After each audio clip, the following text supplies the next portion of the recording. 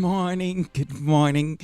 Happy Sunday, Sussex Squad Nation.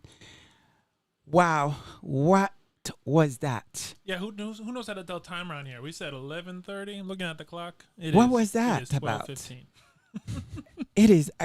One day we will actually get it right. Maybe. Maybe. Yeah, I'm not I committing to mean- that. I'm not committing to that. This is insane. Try to get prepared for this show, dealing with my mommy, sort of finding my notes. I still don't have the proper notes. Well, it's better than last week because you literally had nothing. So now you Absolutely. actually have a piece of paper with some scratch on it. So at least it's a And little there's bit a better. lot going on. There is some really incredible news because our very own Royal Sussex is back. Oh my God. It's almost like my comfort food. Should I say it that way? It's like my comfort, Yeah, the I think place where I think it go fits. and sort of hearing that voice and just like, boy, I miss him. Oh my goodness, we are going to get into it. We're going to talk about it. Although I must say, I couldn't actually really listening to his first show when he get back, which I believe the name was The Storm Has Passed. I mean, I started listening to him and to hear what he's been through, went through in such a short time. I was very emotional. I just couldn't bear it. It's like there's so much been happening in my life, and then there's someone I'm very deeply connected with, even so far away, even if we never met, but spiritually, emotionally, I feel like I have a connection with this man. And I just like, my God, he was going through all this. And God, I wish that, I could be there for him or, sort of, I don't know. It just was a bit much for me. It was, and you could hear it in his voice. It was a tough week, but I think to what you said, it's just so refreshing. It is so heartening. It is such a joy to hear his voice again. And to have him back. I know. It's like he hasn't missed a beat though. He come back swinging, and we are actually going to borrow some of his clip for this show because this show is dedicated to him for all the incredible work that he's been doing and the fact that he's been through all this and yet come back as though nothing really happened. It just pick up where he left off and again deliver what I call news of the day. This is where we all now need to, look for our news because he brought it on. And I was here for it. So thank you so much, Baron. And let's get the show started. How are you guys doing? Anyway, I have not even talked to you guys. Yeah. Because you Well- guys show up and we're like, okay, we got to do this. We need to do it now. So Well- how are you, Charles and George? And is there anybody on chat now? Yes, just wanted to say a very special hello to Kenneth or Ash is the first one that we see popping up in the chat. Happy Sunday to you. Greetings from all the way over in London, UK. That's right.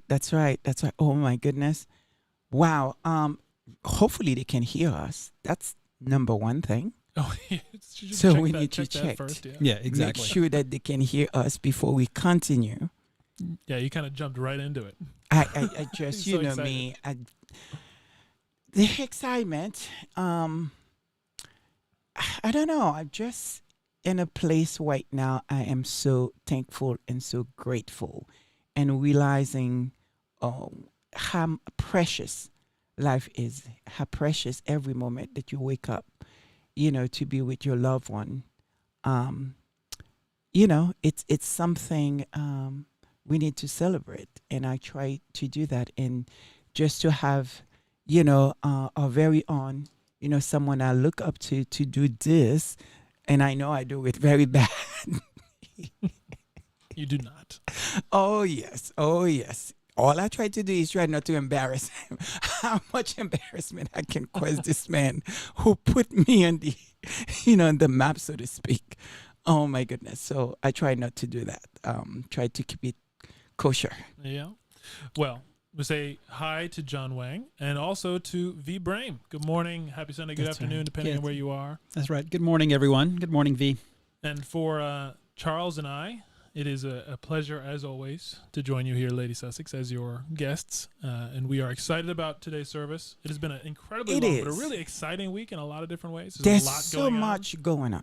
But we are so happy to be here and to be joining you once again.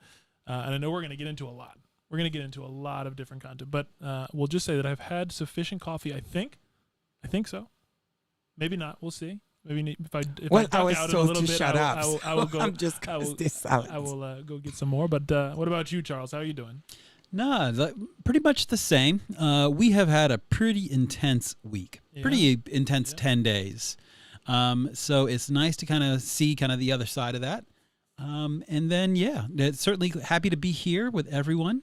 And yeah, just looking forward to it. And really, honestly, just like the others have said, just so happy, pleased, and thankful that Baron is here. And is recovering. It's something that we definitely is a bit of a spook. It was a bit of a scare. We didn't expect it. We kind of thought that he was just he's got the flu. He's got whatever, a little Tired, cold. exhausted. Yeah, whatever. He just needed a break. That's kind of Which I what think we. he is. Yeah, he's certainly due. But I think that's kind of what we expected. We had no idea it was going to be as serious as it was. So the fact that he was able to kind of take care of himself and be back on air is one, just thankful for it, and then also just a privilege to hear him again. That's why it just teaches you never take anyone or anything for granted. Yeah. And I know you yourself, Lady Sussex, have had a crazy busy week as well. But I will say that for the three of us and our chances to connect and communicate throughout the week, it has been something that has been very much on our minds, even though it's maybe not shown up in posts on community threads or across different YouTube channels. But we've been thinking so much about Baron and also about Church and Alley and really Church the and entire Alley community. and so many people who are not doing great, and I'm hoping that the treatment for Miss Ross went really, really well. Yep.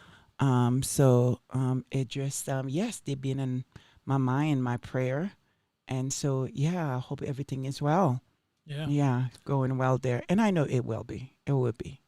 It And will you do be. this thing where you always are talking about and thinking more about other people and never thinking about yourself and what you're going through. But once again, glad to have you here on a Sunday doing this. I think I am my mother's child. Really, I find strength in others, so to speak. Like for me, is that when people that I love, I care about, is doing well, doing great, then somehow for me it makes me really happy. I find strength on that. So I guess that's what the reason why. I think one of the things that I was thinking about this week is that, for everyone that has been listening to us, my dream job would have been to be to be a broadcaster or to be a journalist of some sort, maybe possibly working in the New York Times. I don't think the New York Times will want me because first I will have to learn to speak English. I always thought it was a But- singer. I thought your dream job was always an opera singer. Oh no, that's me being a diva. That's me want my dream. That's Well, my you other dream, don't necessarily what I get mean? paid to be Like a I would diva. love to be. It's You like, just- well, that's what they used to call the opera That's like more of a singers, hobby, I diva, guess, You know being a what I diva, mean? I So suppose. that's something different. But really, my everyday job, I would have loved to be a journalist. You know what I mean? But I realized very recently this dream will never probably come true, and probably this is it here, because you have to be objective. And you can't be the news. You have to report the news. And for me, being so emotional and get attached with every story, and I don't think I could do it. But yeah, I think that's it would have true. been a problem. I agree. Like that is the intent. That is what you're told and taught. I think that you have to be objective.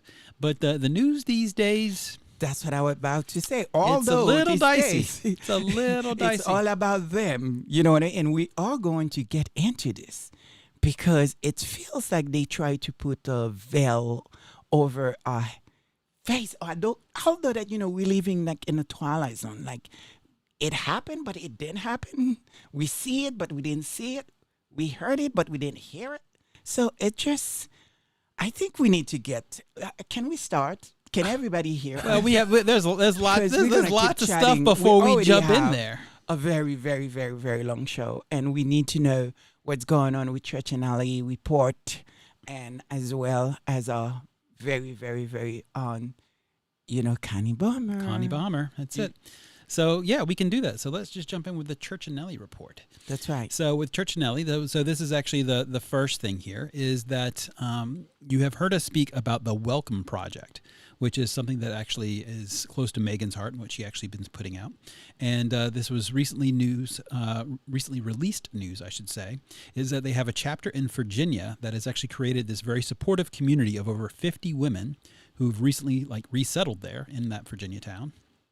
And through weekly sewing gatherings, they actually facilitated by this kind of dedicated local partner called Mosaic, these women have actually had the opportunity to acquire new skills, access essential resources, and forge meaningful connections, amongst themselves, which is fantastic. So by coming together to sew, share patterns, exchange tips, members have not only honed their craft, but have also found renewed strength and empowerment in actually being together and forming this community.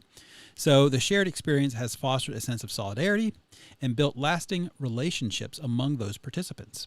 The Archwell Foundation is committed to supporting women-led programming through the Welcome Project by nurturing more inclusive and connected communities. We aim to uplift and amplify those voices and experiences of women who have resettled across the U.S., helping them build a sense of belonging and confidence in their new homes. Incredible. Again, the work continue, and it is the impact. It's everything. It's like what they said, and we say here, service is universal. Well, it's like, it's what they say, show up and do good work. That's right. That and on the subject of the Churchinelli report, That's and right. officially share that we have Churchinelli in service with us right now. Yay! It is so good to see you. That's right. She's Oh here. my God. Hope you are My feeling girls, I hope well. you're feeling well. We are praying for you. We know, it's a difficult time, but we are voting for you because in the boys here, they are connected. I'm not going to say it. Yes, I am not going to say Yeah. it. There is work being done in the background, Churchinelli, as to that new foundation we promised you and what that's going to contribute. So we'll there's more to come on that. She just needs to send us a style. Or true. maybe, oh my God, Church and Alley, I'm so sorry. I didn't start this. For those who may not be just tuning in, have missed the last few services, we are referring to the Churchinelli Wig Fund Foundation, which is going to be launching. It is going to be making up for all of the incredible memberships that she's put out to support all of the Sussex squatties Oh my across all the goodness. content creators and to give a tiny bit back. A tiny thing. Yeah, exactly. We're There you thinking go. through how we best do that. But that is I think it should be a whole ensemble. a whole ensemble. Okay. Yeah, Well, why that's not? that's your diva side speaking again. Yeah, exactly. God, Diva. exactly. Let's take that to the next level. So, okay. So the next piece of news we have here is something we actually mentioned last week, but actually have a little bit more details now. And I'm sure that you all have kind of known this, but it's good also just kind of as a quick refresher for everyone. So Prince Harry's coming to New York. Yes, yes. On And I'm hoping that you guys here, my boys here, hopefully will bump into him and snap a picture. Yeah. Even Maybe, if it's from maybe. far away. I hope Maybe, you guys maybe. do that. That's you guys' job. That's your assignment. To find a way to snap a picture, even if it's the top of his head. Follow the paparazzi. exactly. Go ahead. All right. So, Prince Harry, actor Matt Damon, and World Central Kitchen founder Jose Andres are set to speak at the 2024 Clinton Global Initiative annual meeting in New York on September 23rd and 24th, which was announced on this past Thursday. The theme of this year's gathering of political, business, and philanthropic leaders is what's working. It's an effort to shine a spotlight on potential solutions and effective aid in a tumultuous period marked by war, increased income inequality, and food insecurity. That's right. For those of you who cannot be in New York to go to this function, which I think there's no guest list open anymore. But anyway, it's going to be live stream. So you'll be able to watch Prince Harry at his best, doing his thing. Doing his thing. That's right. That's right. So the former President Bill Clinton and this year's Clinton Global Initiative would double down on the progress made on the climate crisis, which is very close to our hearts, as you all know, the global health, gun violence, and other important issues. And then also, finally, a new commercial actually has also been launched this past week for the upcoming 2025 Invictus Games. That's right. Do we have a clip for it or no? We don't. We don't, but we are going to drop the link to sign up to watch Harry speak at the Clinton Global Initiative into the chat, just so it's handy for everyone. Thank you very much, Josh, for doing that. Yeah, because I think it's very important, again, for us to really continue, supporting these incredible work. And I know the Clinton, they know what they were doing when they brought Harry.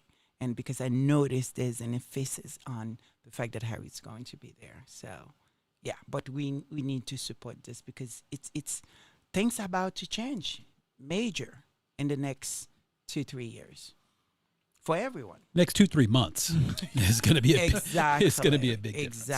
Exactly. What else going on in the report? Or is that all? That's basically the last bit of news, the latest news that we have for this particular week.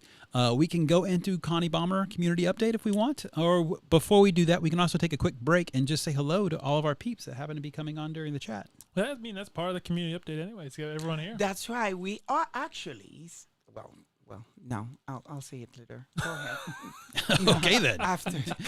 Yes. Brain's moving fast. Yeah, well. I just noticed that, my note is on the floor. Yeah, so much for having notes when you throw them away. Exactly. Go ahead, guys. Well, with the community update, it is such a joy to see you, Church Nelly, in the chat and sharing with everyone. It is we heard from Black Queen last week that you had some things you were working through and dealing with, and we're so glad again. We hope you're feeling well and doing well. Absolutely. And it is also a joy to see all of you chatting, especially all of our members. We've got we see Sylvia Fielder, we've got Lydia Washington, we've got R.R. Carter, we've got Antonio, we got V. It is in addition to everyone else that's subscribing and chatting. It is again this fellowship, this community. It is just brings a smile to each of us here, just to even see you all being able to connect and chat through the service. Absolutely. I mean, really the way I see it now, and I think this is how we should really sort of create that segment, because they are the co-hosts of the show. And that's true. how that I looked at it, because they will keep us straight. They will let us know very quickly we got it wrong and it's not right. And they will give us their opinion, what they think. When we get it wrong, they do tell us. And so for me, is that I see them as the co-host of the show. For sure. Please keep us. Very gracious co-host, I must add. Yes, very supportive and very gracious supportive. co-host. Very supportive. Absolutely. I love it. Yeah. Absolutely. So thank you all so much for being so diligent, and then also just so participatory in the chat session and making it so lively. So jumping into. We do actually have a very important community update that we just saw come through, and it is not happy news, but it is important to share. I was going to get there. Yeah, I put it through, but yes, to your point, it is not happy news, but it's certainly important. So Church Nelly, who's always done such a great job of just making sure that she keeps everyone else straight and knows what's going on with everyone else, did let us know actually what's going on with Black Queen. I have not actually seen her in the chat yet, but she's always so diligent about showing up.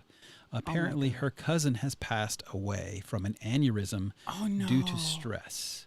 Oh, my God. So, yes. So, with that, she just urges everyone to please, please, please take care of yourself. Oh, my God. And apparently, she actually may not show up because apparently she's at the funeral.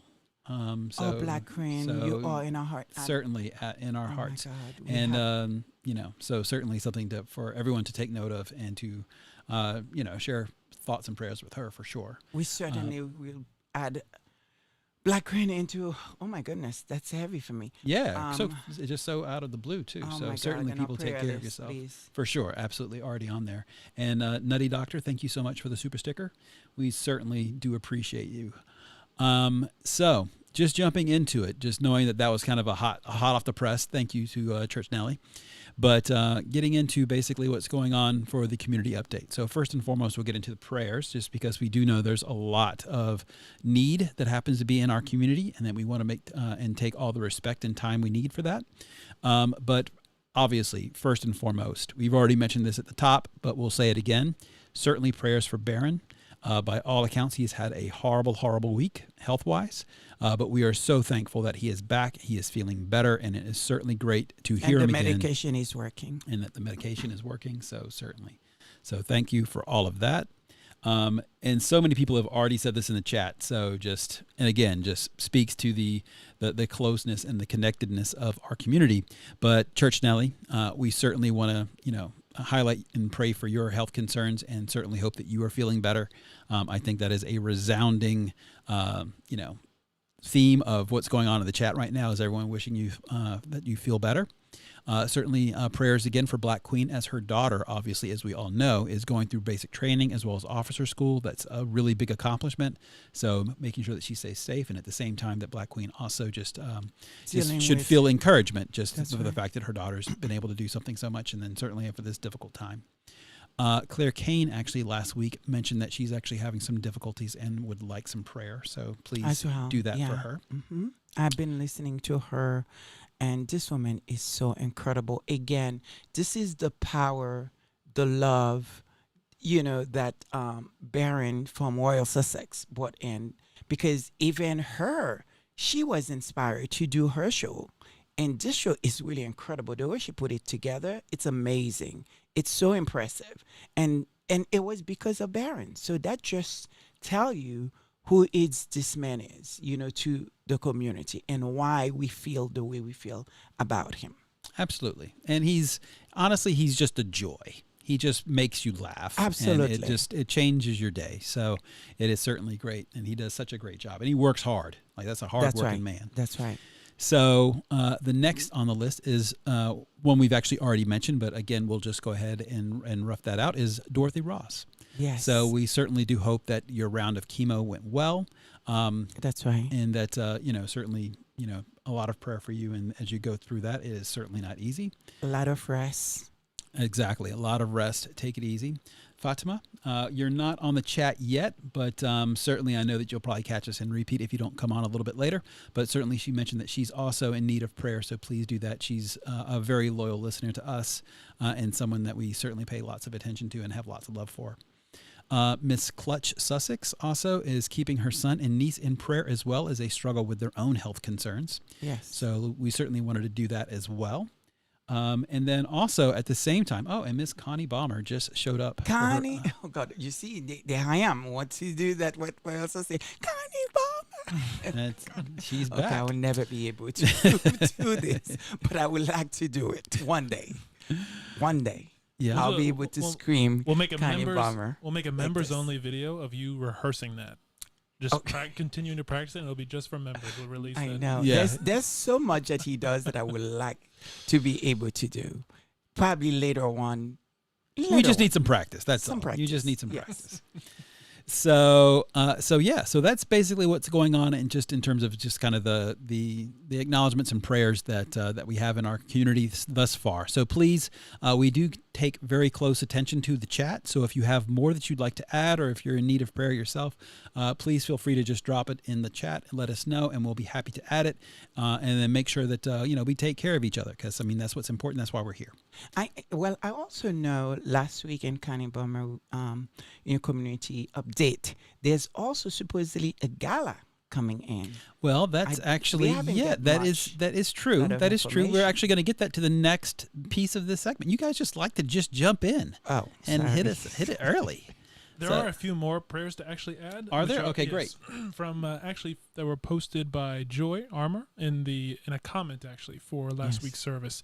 And she had said, thank you for the prayers for Barron, the Love Wins movement. And then she called out specifically Church Nelly, Elaine Parker, Black Queen's daughter, Ingrid Source, Dorothy Ross, Jerry White, Marvin Kaito, and Fu Beaton Pao, and Maddie H. Amen. So there you go. Thank you. We'll add those in for sure. And really, really, truly pray for them. Absolutely.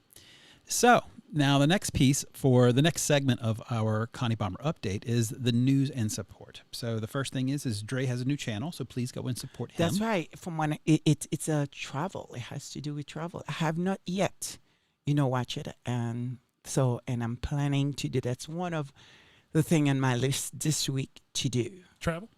Well, I'm not going anywhere anytime soon. So, hello, Susie Q. Good to see you. We know that you're cooking, so you'll probably not be as frequent as a chatter today, but certainly wanted to call you out and say hello. I wonder what she's cooking. I know. We had talked about mac and cheese for Church Nelly like a couple weeks ago, so maybe it's some mac and cheese. Sounds good. Oh, my goodness. So, the Duchess of Success actually is having a new book come out, so congratulations to that, of course. Yeah. And then finally, what you had mentioned earlier was Karen Warner. She actually has something called the Before 40 Countdown Gala event that's happening in New York City on September 14th. That's right. So fantastic. If you are in New York City, please go and support that. That's right. I hope that you guys be able to go and support her because I can't. I would love to, but I wouldn't be able to. Yes. But maybe perhaps With Mama. you guys can check it out. And then also, you did say I know you actually put it in twice, Karen, in the chat in terms of the link for the event. But for whatever reason, we've had trouble actually getting that link through the chat. So maybe you could just leave it in the comments. Would be a better place for us to actually pick that up. Oh, in the community page, I think. Right? Yeah. So one of those two places. But for whatever reason, actually in the live chat, it was not coming through, no matter how much we tried. So yeah, just heads up for that. So that's basically what's going on with that. And then, of course, there's kind of our standard thing, but also at the same point, one that is just so important. And that, of course, is prayers for Harry and Meghan and their kids as the news and tabloids are really trying to rewrite history. And frankly, all is not right in Whoville. So from the Princess of Wales seeming to be like a part-time royal these days, which is kind of crazy. I mean, it's not like they were doing a whole lot anyway to take a part-time gig. Allegedly. Yeah. Allegedly. The way things seems to be heading, it seems like she's only going to attend certain things. Big event, I suppose. But there is something is not right going on there. So, yeah. So thank you, allegedly. And then also, they seem to be trying to rehabilitate Camilla image in the press these days. There's a lot going on. Barron actually had a fantastic piece about it, which I won't jump into too early. So we'll have to save it for a little bit later on. Yeah. But there seems to be very much a concerted effort to actually try and make put some lipstick on a certain particular I animal. have some opinions about that, which we will discuss later because You do have opinions. Well, Yes. everybody has an opinion, so I might as well. That is a way to put it. Yeah, go ahead. And then just in terms, there's also another thing apparently that's been happening a bunch, which is like this whole bashing or kind of diminishing of what happens, like who Diana is these days, which is kind of crazy. I know. I I mean, don't really get it. she's truly is an icon. Like literally, she's an icon. And so, and also to be perfectly honest, like something of like really kind of a bright light for Britain. I mean, she did a lot to actually bring them like a better image, frankly, for a long time. And so to like try and diminish that down And just also, seems the so woman strange is no to me. longer here, and they try to speak for her and what she will think, what she would like. Well, anyway, we'll get into it. Yeah, that's later. another thing that we're certainly going to be touching on a little bit later on. But it's just so weird to me. Like, what are they even doing? It's so stupid. Anyway, and allegedly, Prince Andrew and King Charles is still having a bit of a tussle regarding his house. So this is, an article from May that we actually are going to bring up just to kind of mention it a little bit so people have some awareness of it. And I'm sure you all do. But King Charles is actually running into some trouble while trying to, and this is actually from the New York Post, so it's not what we're saying. This is what actually was printed in media here. King Charles is running into some trouble while trying to evict his disgraced brother, Prince Andrew, from his residence, according to a royal expert. These royal experts, man. Give a name. Anyway, a scandal-scarred scion of the late Queen Elizabeth, who was named in January's Jeffrey Epstein document dump, has reportedly been on the brink of eviction from the Royal Lodge for years. The Duke of York, age 64, has been fighting to stay at his $37 million property ever since his friendship with the late pedophile came to light in 2019. So that's, obviously another big thing. Like they're just like, this is like a running drama that's going through the family about how they can actually keep him or not keep him in his house. My feeling about that, certainly it doesn't look like it's an easy thing, because I remember they had offered him, allegedly, sort of where Harry and Meghan, the gift that was giving to Harry and Meghan, Fragmore Cottage, I believe. And from what I understand, I think they had offered that to him and maybe he didn't want it. I don't know what's the situation there. But it seems like he's not leaving. He's not going anywhere. And they're still threatened with removing securities. I mean, that's what they say. They say they have removed securities, but we don't know that for sure. And they want him out. And it's, it's been said that, the reason why they want him out is to prepare that place for that woman, the lady. What's her name? The other woman. Yeah, correct. Yes, the queen. Yes. No, I'm not being shitty. Sometimes I just don't think about her. Truly, really. Anyway. Not intentionally. Camilla. No. Camilla. Okay. Yes. All right. Yes. Her. The queen. Yes. Yeah, that lady. That lady. Yeah. So that's basically kind of also something that's just kind of out there, right? It's just this running theme that we just have to kind of keep track of what's actually happening. And also, how can you do that to your brother? I mean, they are not hurting for cash. Throwing him out on the street or something like that is just kind of crazy. I mean, just to think about it. And he's been in that house for years. So the fact that this is even a thing just, again, highlights the kind of crazy things that's going on for what's going on in the family. There's so many things going on there. Yeah, really. There's so much going on there. Hello, Cookies and Cream. So we'll just say that out. Hello, Cookies and Cream. So, and then the last piece of news, which I find very fascinating, and then also something that we'll get into a little bit later on. All that from Connie Bummer report, right? Yep, this is still going on to Connie Baumer. This is the last thing for Connie Baumer's report. Yeah. So starting next year, the hereditary peers will be removed from the House of Lords, which is a big deal. The government has actually introduced legislation to reform the upper chamber, getting rid of the remaining 92 hereditary peers whose right to sit there is inherited through their family.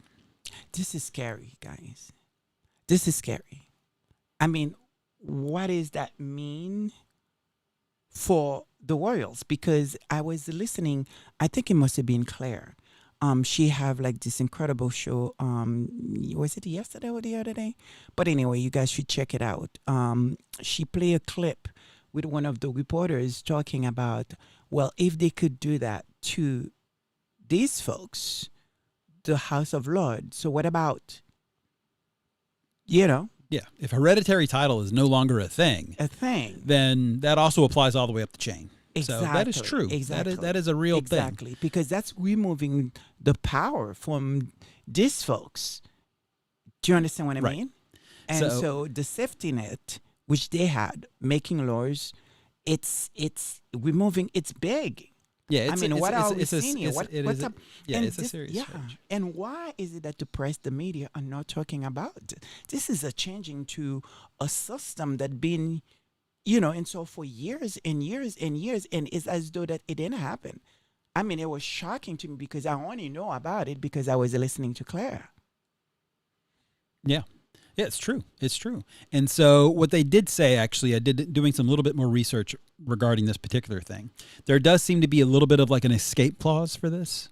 So, we'll have to see exactly what comes of it. So it's alleged. So it's not alleged. It is not alleged. Is that there has been legislation introduced. It is not said that it's been passed. That's correct. It does not mean it's going to pass. And even if it is, there does seem to be that the people who are there right now may actually get some sort of lifetime appointment that actually it's still theirs. But it does mean, it's also, it may be just for that particular bloodline. It doesn't necessarily go after their children. That they're done. So we'll have to see. The whole thing is basically up in the air, but the fact that it's been even introduced is actually a big deal. Wow, it is heavy. It's a lot. Heavy. I feel like I don't even want to touch. That's an entire service in and of itself. Yes. But following along in the chat, there's quite a few things to share. Actually, there's one thing just before you get into that, just because it just struck me because I mentioned it earlier. So we know what actually Susie Q is cooking. Really? So, yes. So she's actually cooking chicken curry with rice and peas and collard greens. So yeah, I just have to say that just because I was hungry, and then it just kind of got me. Just so you guys know, Susie Q, I am right with you because I started a diet very recently, and really at this point, all I eat is collard green because I find it fill me up pretty good. And it's very healthy. It's very it's healthy. one of the most healthy thing you can eat, from what I understand. Unless it's the way that I prepare it sometimes, which is with bacon, which is, cheese. Yeah, That's not, right. Not That's necessarily right. healthy, but That's- it's also quite that's tasty. It's also quite tasty. Yeah. So I need to sort of start really looking after myself in terms of just not sit and just at least try to have a how many miles I walk every day? Maybe 2 miles. No, more than that now. That's how you started. But Yeah, now I you're try. much more I than try. that. Whenever my mom's sleeping, that's when I am out. Try to get it together. There you go. So I'm sorry I cut you off. What are you saying, Charles? No, there's a few other things that are important just to call out from the chat, and we did see your note, Sylvia, in terms of just prayers. Sylvia Fielder asked for prayers for her that she did get that new medication, and it seems to be working.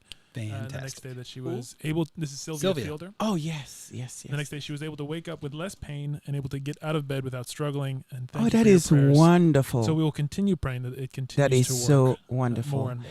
You know, sharing is caring. Exactly, and also important prayer is from Church Nelly, who is asking for prayers for Church Nelly to become Nacho's masseuse. So I'm sure there's much more to that story, but it's another one to add. Oh, that is wonderful. And then this That is really a wonderful. question for you, Lady Sussex. Yes. It's directed to you. It's from Sonia Larmond. Hello, by the way, Sonia, and hello to everyone else who's joined in the chat. Yes. We had Lorna Williams and so many more people who've come in. But Sonia asked, hello, Lady Sussex, and you gentlemen, can you invite Michael and Tina to your show one of these days? I would love to. I would love to invite anybody who's willing to come in. To be honest, of course. I mean, yes, and also Baron, or maybe you guys could be on his show or something. No, of course, absolutely. I think once we're able to figure this out, because we're still learning the process, how you put a live show on. Sort of, we still try to figure it out, and we need Definitely. probably better mic. I need to be able to have Don't somebody. go so shady on the mic. The mic's still working a little bit. It's We're still trying to figure it out. That's true. We've been doing this show almost like 5 years now, or 4 years, 3 years. I don't know. There was a long hiatus in there. Yeah, it's a And pretty long hiatus. that is, we still have the same Setup. setup, the same stuff. So you know what I mean. It's gonna be time These for aren't a change shoes. at some point. Once They don't I go have out a- of style. really wait now. I'm caring for my mom, so I can't spend like I will normally do, because you know what I mean. You know what I'm saying. Money is a bit, what do they would say, tight these days. So yeah, obviously. Yeah, there's other priorities Yeah, other but than mics that certainly. actually still work. Thank you We very would much. love to have anybody that's willing to come on. Absolutely, yes. So it's a strong yes with the caveat or the acknowledgement that we're not experts, so we can't promise any particular flow or functionality, but That's it's something right. that we would love to do. That's Exactly. right. That's right. Um, That's right. And I gotta say, it is incredibly painful to be watching this chat, and I know it's probably the same for you as well, Charles, because very hungry, and the food that you are describing right now, Susie Yeah. Q and everyone, is just not helping the jealous. situation. Susie said she's a Jamaican, and I love my curry. Oh, Jamaica. It's so good. You know, it's got me Yeah, thinking so though. good. We should make we should help kind of coordinate a Sussex Squad community Recipe page. recipe book, a recipe What's page. up? yeah. Actually, believe it or not, Someone already early did on, Tina and Michelle, when the start, if I'm correct, I mean, please, correct me if I'm wrong with that. One of the things that Tina was trying to do, it's sort of bring the community in a way that, to support one another of what they doing and stuff like that. I think a part of it, there was some cooking, there was some exercising, there was some people that, she was trying to promote for us to go and sort of, something like that. And there was even a book club, I think. I'm not really sure. It's been a while. Well, you got to ask your But co-hosts. yeah. Ask your co-hosts in the chat to help you fill Definitely. in the blanks. Yes, exactly. But yeah, definitely. We are all foodie here. For sure. Love some Some Jamaican of us curry. actually more of the eating as opposed to cooking. I will say that for myself. So that's basically what we got as a wrap for the Connie Bomber community update. That's right. And Carlene has joined us and has shared some sage advice for Church Nelly that she hopes she feels better, but that she needs to lay off the moonshine. yeah, she's from the South. Yes. Oh my goodness. That is too funny. So we're moving to Our thank yous, yes. thank Our you. thank yous, That's because right. it is something we mentioned this. We were thinking very much about Baron and Church Nelly throughout the week, in particular, just in terms of those prayers and really the entire community, but also every week and every Sunday, especially seeing you all in the chat and seeing the incredible support. We cannot say enough how much we appreciate that support, how much we appreciate that community, subscribing, listening, even just being here, and especially all of you who have joined as members, who have, for the last, 3 weeks that we've been trying to do live shows to mixed success, having even people share super chats and stickers and things like, it's just like, it is so incredibly supportive and amazing to see. So thank you. Thank you. And especially just with that, because we haven't figured out quite how to show when someone does a super chat or a sticker on the page. So we have to actually we got to figure that out. But while we do figure that out, just want to again say, for the last few weeks and for today with well, Nutty we know Professor, when they do. we So do. that's Yes, we know do, when and it they shows do. up in the chat. But I think Baron has figured out how to get it to show up on The actual screen. So we'll figure that out at some point. We're working on that. But in the meantime, again, a huge thank you to you, Nutty Professor, for your chat earlier in the service, and over the last few weeks, to Black Queen, to Connie Bomber, to Lydia Washington, to V. Brame, to Church Nelly, Lorna Williams, I think I said Lydia Washington. Yes, I did say Lydia Washington. And Henpal as well, for and actually Isai Bodois after one of the services, and Sylvia Fielder. That's right. But for all of it, It's a strong community. It is a strong community, but for us being these clearly non-experts trying to do this and trying to make it work, to have that support, it really it's not just that, we're not an expert at it. It's just that, the nerve of us to actually even try to even do this when you're looking at everyone else, the kind of work that they're putting out there. Somebody like Facts and 2 Cents, or Claire, or Ivy, to V, when I haven't heard her in a long time, to Baron, the king of king. It just kind of like, it's humble us here. So certainly we are not expert, and we know we don't have this right yet. So Yeah, it's a work in progress. Yeah. And V, we definitely see you with the roast beef, one of my favorites. Oh, dear Lord. Yes. And then in terms of Sylvia, you certainly can actually put that. We do have a community page. So if you want to actually put any of that information in there, please help yourself. That's right. So come on, we gotta keep the show, because there's a lot. There's a lot, but I don't know if you. With that being said, are you going to take time today, Lady Sussex, to address some of the comments you have received for a while? Yeah, especially one of them that I'm looking forward to answer to.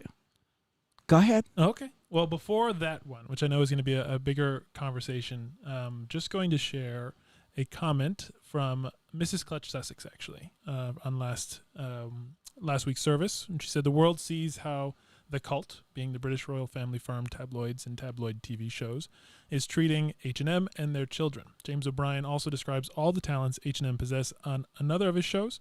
Charles also made mistakes with the riots. He ended up with both constituents, the rioters and the immigrants, upset with him. All the royals live in homes that don't actually belong to them. William has about 4 or 5. H&M owned their property. Plus, the Tory government pulled out of the EU. Did you guys see how Canada is supporting H&M if the UK try to take their titles? It's hard, but sometimes we must pray for our enemies. So that's right. The whole title thing is ridiculous, because the reality is, if they remove the title of Duke, they cannot remove the Prince. But then, because Harry will still be Prince, and which will make a Duchess now, the Princess of of Harry, or whatever Sussex. you will have to address her as princess, which is not something that they try to do anyway. So it's insane. Whatever. Let's move on. Let's moving on. Okay, Let's to move the to the comment that I know you we've been talking about for so long, and to just to address it. Most recently was expressed by Gigi George Taylor, who said, "I really do hate it when you call Megan a Cinderella." Do you know the story of Cinderella? I actually don't think I ever call her. I think that, when we started the show very early on and we were trying to, find a name to call the channel, and for what was going on at the time, that I felt like there was something relatable to that story. Because how much hatred, how much that, those folks over there, looks like the sisters, the bad sisters, so to speak. The way I was interpreted, I needed to have like a name, because I just felt like this woman, they were treating her as though that, she was a servant. You know what I mean? Like she, it just what come up. But of course, since then I realized if there was anybody who played the role of Cinderella, where supposedly the story, the prince, rescue, whatever, it would be probably Harry. I think, Megan basically is the one that, who saved Harry. So no, it's just a name. To be honest, I have not really until that's fun fact. Only Baron, whenever that he referred the channel for us, and I realized the name of the channel, it's A real life Cinderella? yeah, because for me it's like now because we've been using Lady Sussex, so I'm always assuming that's the name of the channel, which is not true. But no, I don't really think Well, to your point, it was basically so, and I don't think I ever the context called her that that. when we first when Right. you first made the channel, That's the right. context was a little bit more appropriate, That's simply right. because obviously With her sister, with everybody, there was Exactly. the jealousy and everything, and the fact that Harry had to come out and defend, sort of, and at the end just marry her, like you know what I mean. There were so many things that was going on, and I couldn't think of anything. They even actually almost borrow our thing to make a movie. Allegedly, but yeah, so I don't really think that is the truth, because the truth is I think Megan rescue Harry. yeah, certainly they So rescued each other. It's I would say. reversing. I would definitely say they No, rescued I each don't. other. I don't think she.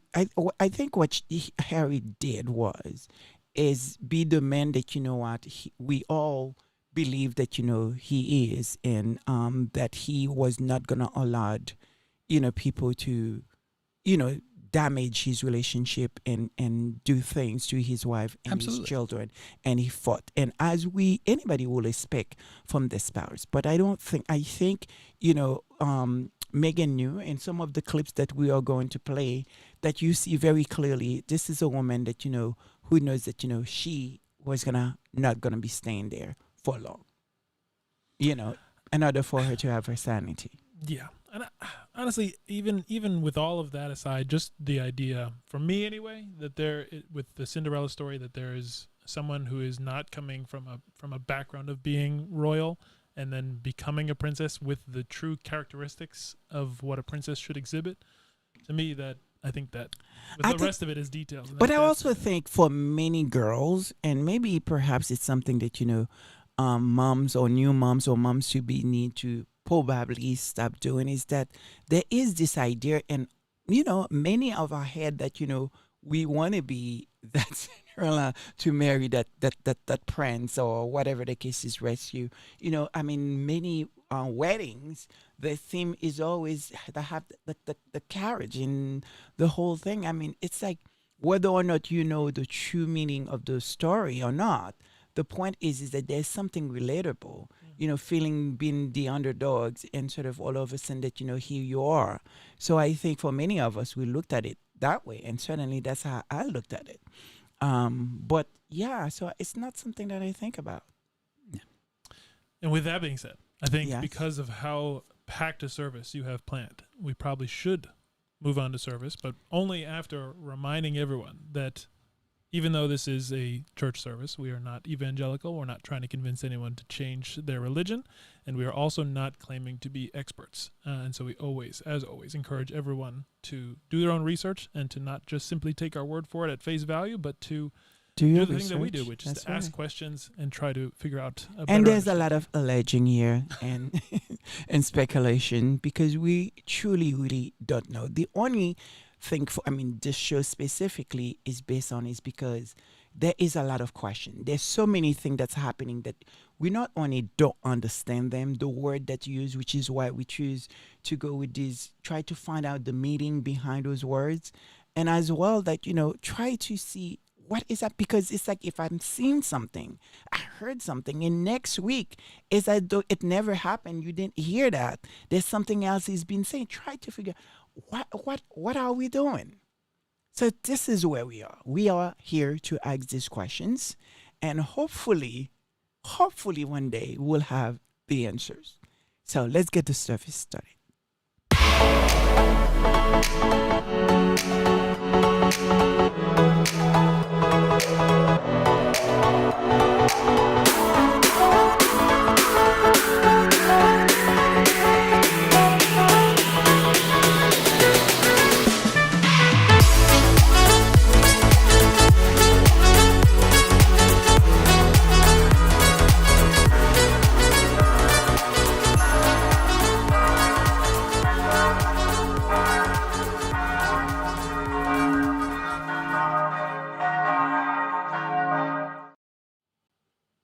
I'm glad that we keep the bell because I love my bells. Yeah, like in Europe, sort of, like every half hour to an hour, you can hear the church bells. It's I love that. I wish we had that more here. Yeah, You know, no, it's true. yeah. But Sussex Squad Nation, we need to pick up the energy here. And to help us do that exactly, to kick off the service, we have another super sticker from Connie Balmer. So thank you so much. Thank Yes, you, thank Connie. you so much, She Connie. is so wonderful, so wonderful. Thank you so much for your support, Connie. Hopefully one day we'll get a better mic. Yes. But today's words is vendetta. And why do I choose this word? Because I feel like we've been saying that a lot. Because that is for me, I want to have an understanding of this word to see how does that word related to not only with what we are seeing, but what just last week, what was this about? Try to sort of, Harry's coming back. Everyone's talking about, whether or not Harry will come back. And if he come back, would they receive him? All these different questions. But it was 2 weeks ago, the conversation was that Harry, it's telling people that, no, not only I don't, I'll come back if I have to, and I wish I would. But my wife, I'm not going to bring my wife because this is a dangerous place at the current moment to bring my wife based on everything that is happening. And I don't know how many ways that he can tell these folks that, until things change, and which they don't seems like they are changing, that he's not coming back because he's happy where he's at. They try to tell people that he's not happy, try to convince people. We know that's not the case. But unfortunately, there is people that who's listening to that kind of nonsense. When you hear some of these calls, people try, really kind of like believe there is a possibility that could be true of Harry wants to come back. But one of the things that they're not talking about is coming back solo. It's not coming back with his wife. It's not coming back with his kids. And again, what type of prince these people want that will leave his child and his wife behind just to come back to what? Which is why we have the name of the show at the thumbnail. It's an open questions because I know the squads, they do have a lot of questions for the media, and I certainly have a lot of questions, and a lot of those questions that that's out there, which we believe that Harry can speak for himself, which we will allow him to do. But I think we need to first figure out what is the meaning of the word. I think I have an idea what it is, but it will be interesting to see how that related to everything we are seeing currently. So, Charles. Sure. So first of all, I must say the picture here that we have on the screen looks like Lord Farquaad from Shrek. It just cracks me up.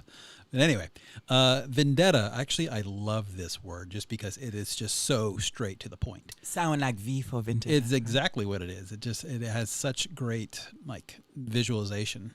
So it's a noun that was actually first derived in 1855. First definition, very straightforward. A blood feud. Pure and simple. Two words, a blood feud. The second is actually an often prolonged series of retaliatory, vengeful, or hostile acts or exchanges of such acts waged in a personal vendetta against those who opposition to his nomination. That's basically what we're talking about. Wow. So, yeah, which I think is just really interesting. So, a vendetta actually has been getting even in English, basically, is what it's been meaning since the 19th century, when it first was used to refer to feuds between different clans or families. It later extended its meaning to cover acts that are actually known to feature in feuds or of all kinds. So, English speakers actually borrowed vendetta and the spelling from it from Italian, actually, which actually means revenge. That's right. It ultimately traces its roots back to Latin, and it actually has the same meaning. So it's actually very close to actually avenge, revenge, vengeance, and vindicate, and being vindictive. I actually think what I really would like to do, I would like you to take the time, because I think it is important for anyone that who has been witnesses everything that's been going on since they left, although it started way, way, way, way back, and the reason why they leave. And to find this word and to listen to the meeting, I want to see it's how we need to start interpreting it by repeating that for those who probably just now join us or who did not hear you really well. So first of all, I want to say thank you to VBRUM for the super sticker. So thank you so much. And then in terms of the actual, you want me to read it again? The words, yes, take your time, because I think there is a lot there. There is a lot. lot. Digest. So first is basically a blood feud, pure and simple. That's what the meaning is. And it's an often prolonged series of retaliatory, vengeful, or hostile acts, or an exchange of such acts waged in a personal manner. And this is what we feel like. This is what we feel like we are witnesses, that we don't have the word for it, that we don't understand what they doing to this woman, our Duchess, Meghan, and to Harry. It feels revengeful. It feels like as though, like they will say, you know how like in politics here in the state, they like to say it's blood. What do you call it? They usually it's bloody. There's something, you know, like when some news, it's God help me here. Oh God, they use that a lot in politics. Meat, blood, something like that. But anyway, but in politics, but it just feel like they want blood. Out for blood? Out for blood. Yes. Do you understand what I mean? Because that is the only way to translate what happened even in New York during that award thing Meghan and Harry had. Like it seems to me this is how we need to start looking at what is happening. Because we do know it happened before with Diana. For sure. And then also just to that point, it's deeply rooted, right? What I think is just so interesting is that it's not a one-time thing. It's not like, okay, I'm going to get you back and then I feel better about myself. It is something that's literally deeply ingrained and is persistent over time, which I think is just takes it to like that next level. That's right, because I mean, you know, I think it's later on you guys will hear, you know, a clip that we took from Wild Sussex, What? Speaking of Royal Sussex, guess who just popped up in the chat? Please don't say that. Now you're going to make Yes, me it nervous. is. Please do not. Oh my God. Baron! No. Hey, what's So going good to on, see Bear? Oh you. my God. Now you're making me nervous. I'm sweating. You can't do it. Oh my God. I need to get it right. One of the clip that Before you go, I can't. I'm nervous. You gotta say everything that you said you at the make, beginning. what did I say? That we are so happy, Baron. Yes. That you are feeling better, that you are recovered, that we were able to hear your voice again with these last few episodes. Yes. It is a joy, and we are so Oh my happy. God. You're going to make me cry. I don't want to cry. Stop it. Stop it. Oh my God. I need to continue with the show because I'm freaking out right now. So anyway, we'll just say it Yes. well, as you get yourself together. I also want to just jump in on this.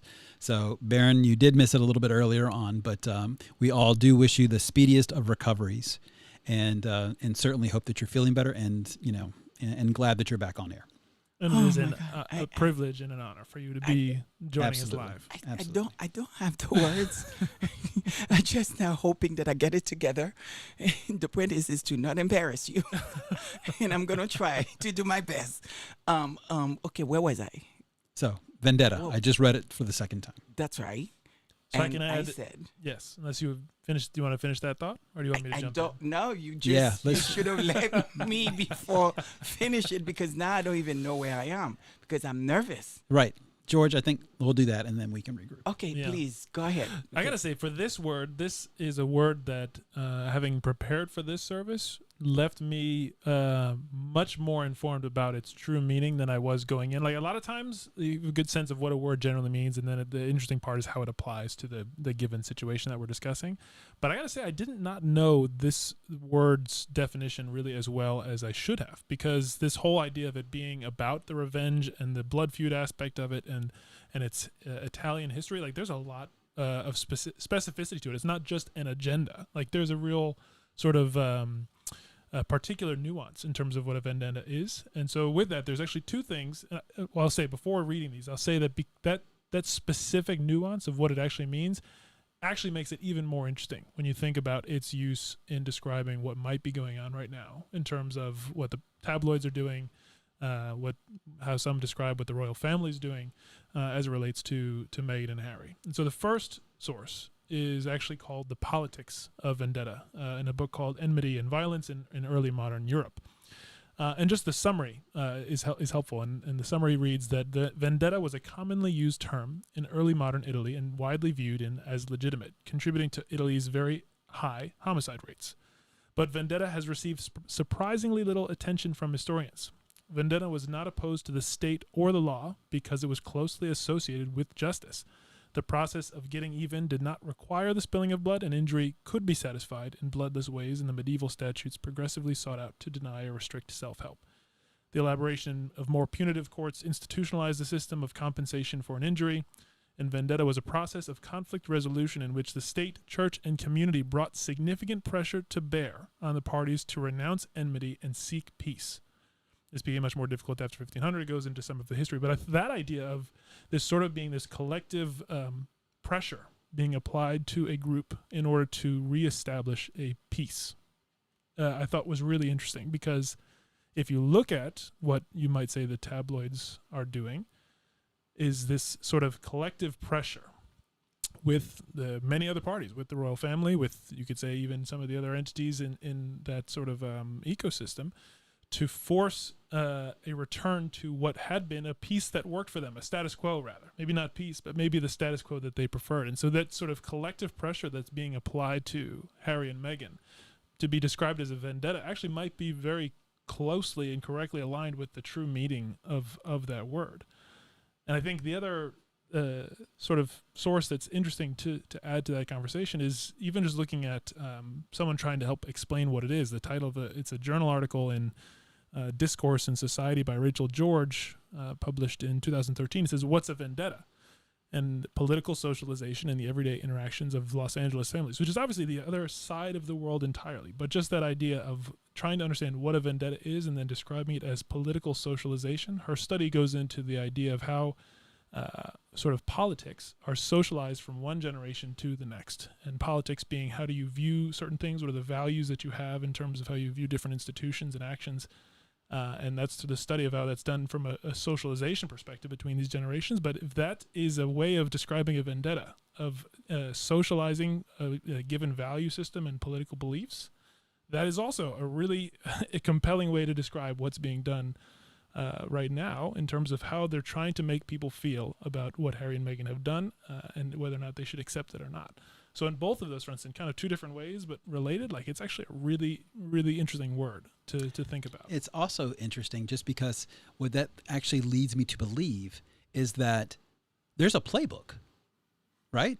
So if there's this deep-seated and historical trend in terms of how you deal with given situations, then there's literally a playbook in terms of how do you actually best deal with and surpass kind of a particular situation. And so you could actually see this running, right?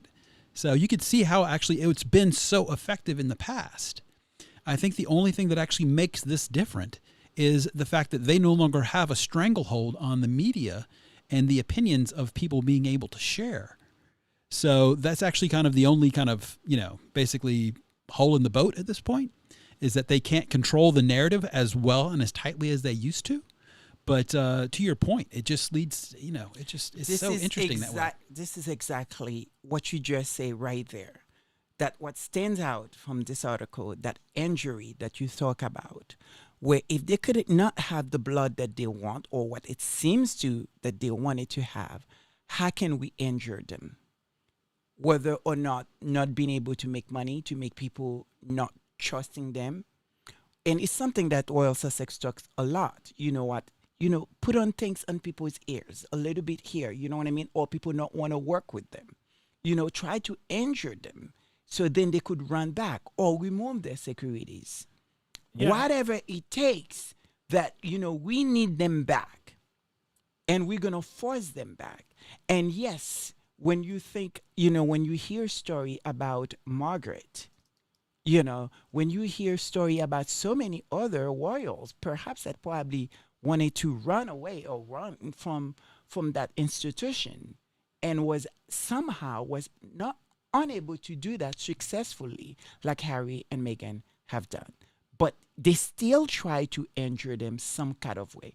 And so for me, after last week, to see the success that they have in Colombia and to see what that has done to the media, and then right afterward, that Harry actually went to a funeral that no one knew that he was coming was there. What that has done to the media and even the royals, because it's been speculation out there that they perhaps that his brother was not the attendee. Because there is some news out there, I don't know that for sure, for fact, this is alleged, that there is a possibility because he wasn't there, Harry was there, it was bad. And I could see why he probably would not have been there. Because, yes, in my opinion, of course, this is my opinion, I don't know that to be for sure. If William is the man everyone claimed that he is, he's very petty, and he just wants to be the one that, people attend to. His brother has such an incredible relationship with his mom's family. And they have been so supportive. And it would not, if it's true what they say about him, that he probably would be very upset and very angry with them. And so there is a possibility where I could see why perhaps maybe he did not attend that funeral because of that. And so now that he knows Harry, because he didn't know, no one knew Harry was going to come. And now they had to put all these reports out, including the men that will conduct the service, which is, I find, very strange. Something so personal, something so tight like that, that he will come out, talk about how he didn't see them in the beginning, but at the end that, he was greeted by, William first, which wasn't a surprise, but Harry was totally a surprise. It just didn't make sense to anybody why they would allow him to do that. There should be some kind of consequences. So when I hear the report, there is a possibility that, again, allegedly, that maybe perhaps he did not attend, which is William, and it's all feel like it makes sense to me. It's true. I mean, at the end of the day, when have you known him to miss a photo op? And there's Absolutely. nothing going on around that. So Absolutely. it's very interesting, and it's very true. But I also did want to say hello to actually an old time listener who we haven't actually seen in a while and is just now joining us, is Salimata. Oh wow. So it's been Welcome like back. way back. Welcome Yes. back. So thank you so So much. to get back to the whole what we talking about. So it's them continuously try to injure them, bringing things like the whole situation that what Harry wants to come back, Harry will come back, and it's again you can hear the not. I would like to say that it's something that we should ignore, but I don't think we should ignore this guy because I think there is a danger into that speculation that is we know here that is not true because the way they are putting it is as though he has not been able to come back because of Megan, right? So if you're accusing somehow this woman that we hate, we don't like, that who's bad, who's horrible, everything that they've been saying about this woman that is not true at all, then we need to do something about that because we need Harry. And this is the way I feel like they are painting this in the press. That our good Harry, we need him, his family need him, the country need him, but somehow, this monster woman is holding him back. And there is a lot of danger into that, as we hear from Harry himself. Absolutely. And Do you then understand what I'm saying? And that whole situation here, it's one that make me really scared. Because if what we just heard, the definition of this word, vendetta, you know, this is something that, they, in my opinion, they truly want. They want something to happen, that vengeance. I don't know whether it's because of spare. I don't know if it's because Harry left, that nobody thought that he would leave. It's not a big fact that, what, Megan herself, it's not really putting them in the pedestal they would love for her to put them on. Whatever it is, and they are doing great. And then now they're pretty much, in some ways, the only working royal, in our opinion, that is not only just demanding and commanding the world stage, that was doing an amazing thing, but really putting a very different face on the royals now yeah, with they're everything they doing have something going of on. consequence. The Everyone else, they're impact doing of something what of they're doing. consequence. Yeah. And so to me, that kind of vendetta, it's playing out, sort of on everything that, we see, even on the clips that we know we are so privileged and so lucky to have our Royal Sussex back and who articulate these type of things better than we can ever. But as soon you are done, with your assessment, we will play for everybody. And you could see how all of that is manifest to itself. Yeah, well, to your point, and also in these clips, and I know as we're going to discuss throughout as we listen to them, the idea of how, if in that context of it being a vendetta, how all of the different parts are related to each other, both in terms of potentially the attacks on Harry and Meghan, as well as the sort of increased focus on Camilla and the whole thing. And so there's a lot to it. So we probably should we'll jump right in. Let's jump right in. Let's hear our favorite, the only one, and sorry for using your clip because you just get back, and I suggest everyone go and see this amazing show that he's able to put together, spite of his difficulty in things that he's dealing with right now. So thank you for that. So let's play the clip.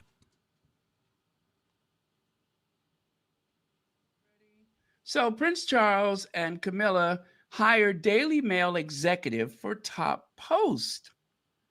They hired the Daily Mail executive for top post. That's Roy and Nika, right? Charles and Camilla are understood to be keen for Tobin and Andre, whatever, to oversee their public relations in the run up to a change of reign. So they hire someone from the tabloid. Usually, don't they hire someone from the government? They hired a tabloid news person to oversee their public relations.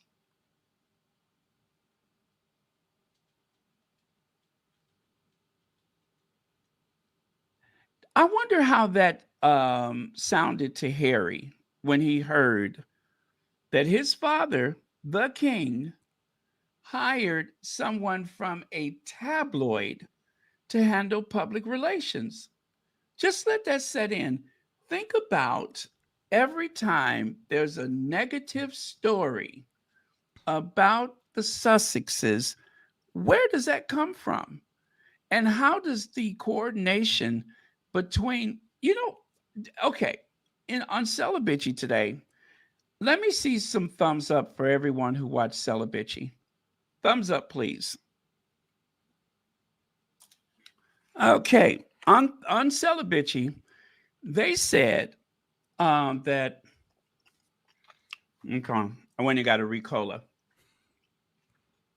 They said that the talking points for Colombia came from Buckingham Palace. So when the press kept asking the question, what are they doing there? Well, what is this royal tour about? What's going on? Why did they go to Colombia? We're still not clear why they went to Colombia. They said on Celibici that the talking points that the press used against Harry and Meghan came from Buckingham Palace. Or was it Kensington Palace? Anyway, it came from the royal family. They were the ones who told the press, and the press just followed along. I didn't know, I'm not surprised, but I didn't know that they actually spoon feed talking points to the tabloid. I thought Becky the Blob came up with that herself. It is actually the royal family. Or in other words, the calls are coming from inside the house. The calls are coming from inside the royal family.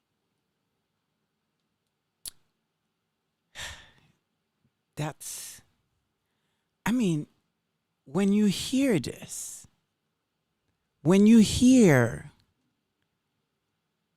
the way the media works with the palace, if all these reports are true,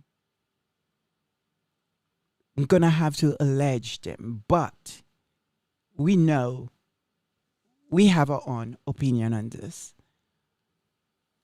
It is awful. It is absolutely awful. And we also know the reason why that happened. It's because this idea that, these two left and does not need the royal family to do the things that they are doing.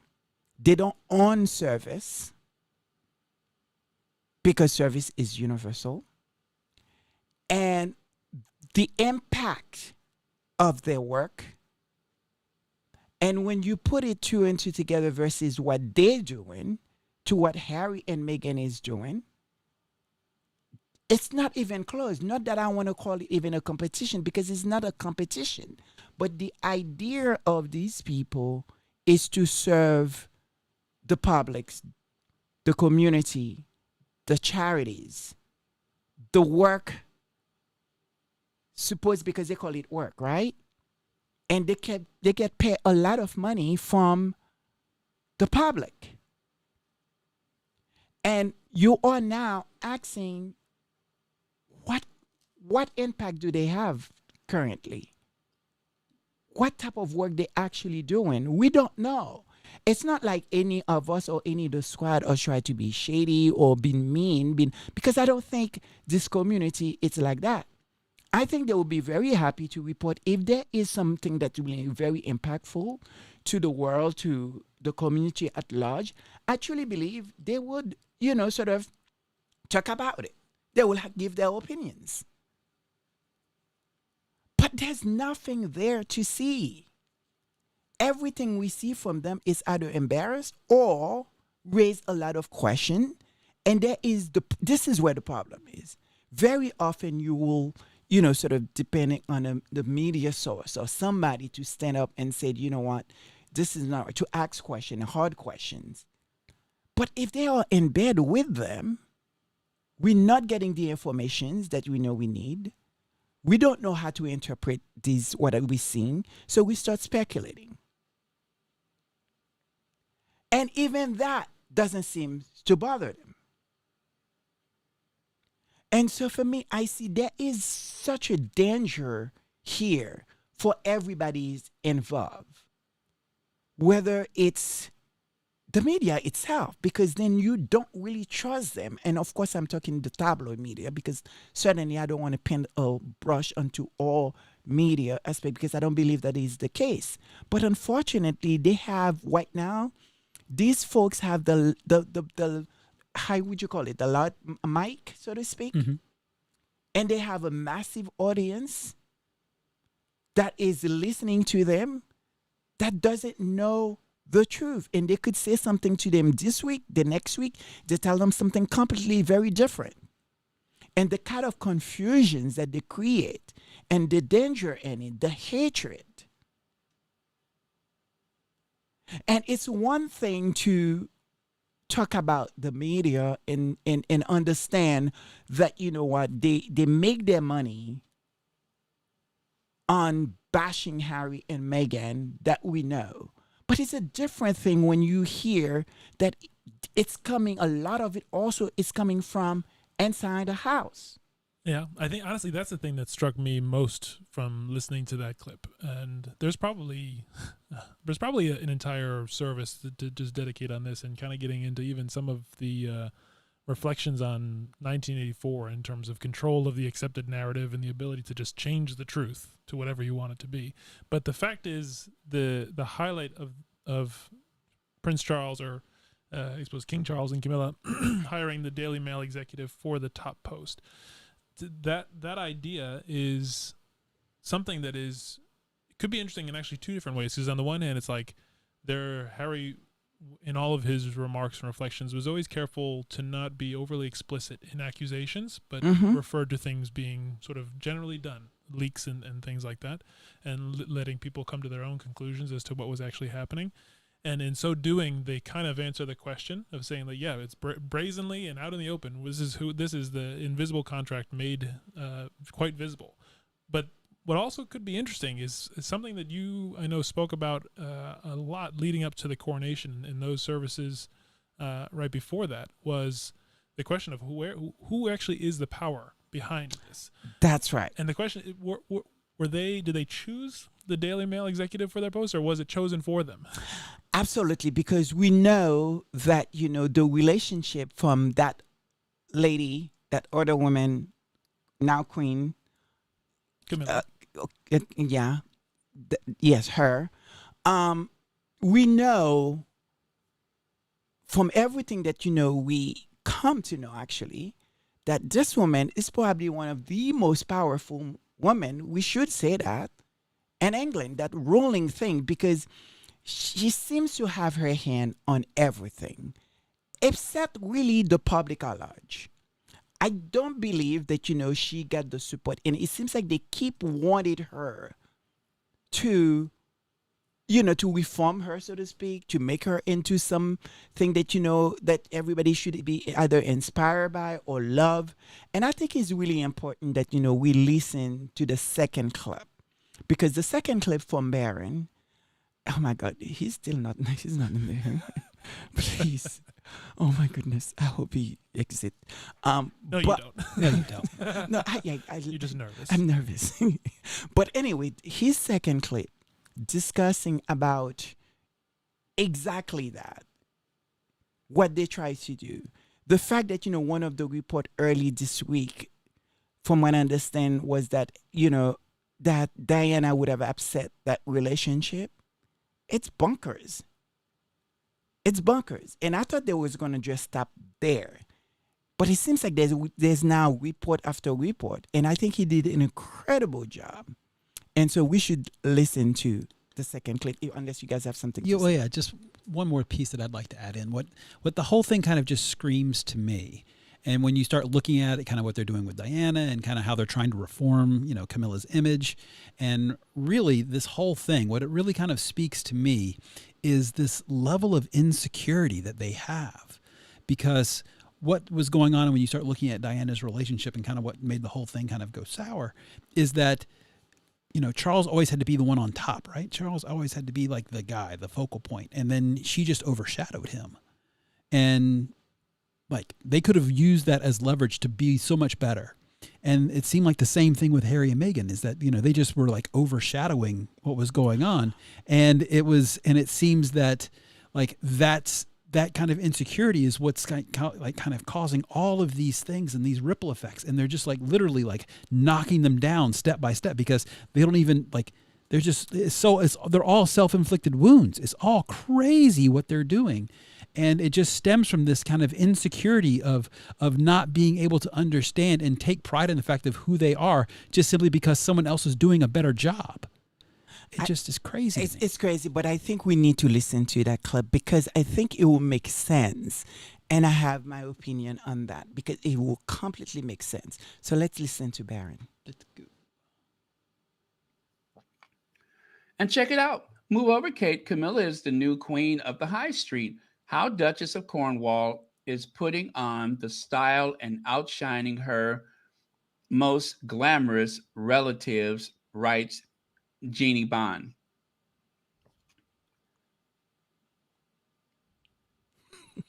That headline has no place in reality. That headline has no place in reality. That A cut of dress, that matronly dress, that or should I say that pattern that she wears all the time. Listen, Camilla is put together okay for somebody with a lot of money and a lot of time on her hands. Is she particularly glamorous? I don't think so. She looks okay. I don't care for either one of them, Kate or Camilla. But as far as things go, I'm going to just have to say Kate, not just based on her age, but just Kate is the more glamorous of the two.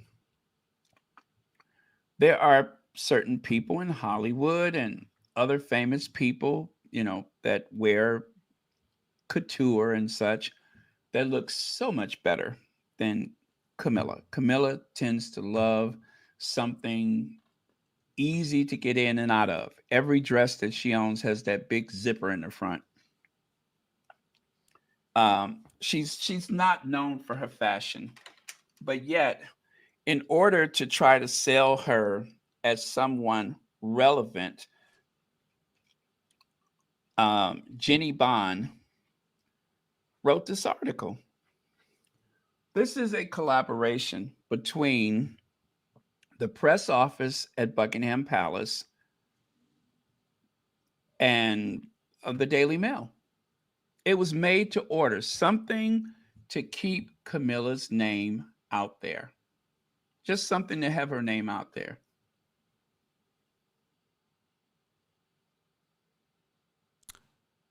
Yes, it's absolutely correct. They want that name to be out there. And we all know fashion sometimes how would I say? Fashion really takes center stage sometime, and many celebrities and stars, why they become stars. Especially, like, sometimes it's not even the role they play or the part that they have. It's just a clothes, sort of a gown or something that they wear all of a sudden that, what, sends the whole paparazzi, sort of fashion world into, head turn, so to speak. And it seems like that's why they try to do with this woman. But why now? I mean, we're still talking about Diana, we've dress after how many years that she's gone. That just tell you how one piece of garment, the power of that, if you wear it right and you do it right, what can happen. And it seems like that's what they try to do with her. And the question for me is, why now? Why now? And I hear Royal Sussex, but I think I have another thing that I would love to add on to what he was saying. And we have another clip of him that, we want to listen to.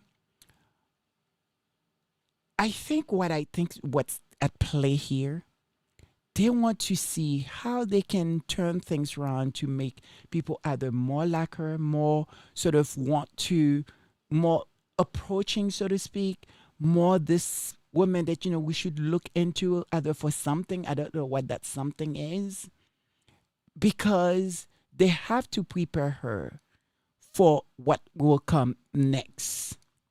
God forbid that, the king is gone and she's still here. What would that mean for her? Can she really truly trust William? Spite of whatever she may or may not have, on him, at the end of the day, William get to be king, making decisions. And I think they're going to need to have the public behind her to make sure that, whatever, if, I don't know that to be the case, but this is the only thing that's making sense to me right now, that they are trying to make her stand out as though that, she's someone, we should either look up to or feel sorry for or understand, feel related to. For them to even go as far as saying that, Diana would have upset the relationship, it's, to me, is that, there is a game at play here, because there's a insecurity that is happening, whether or not that once William become king, regardless what so-called relationship they may have now, what can happen. And so that is my opinion, what I think it is at play here. It's super interesting. You bring up actually a really good point. But before adding to what you were just saying, can I tell you that Church Nelly has some advice for you in terms of not remembering Camilla's name, that you should just call her Mrs. E.D. We're not going to go into what that may stand for.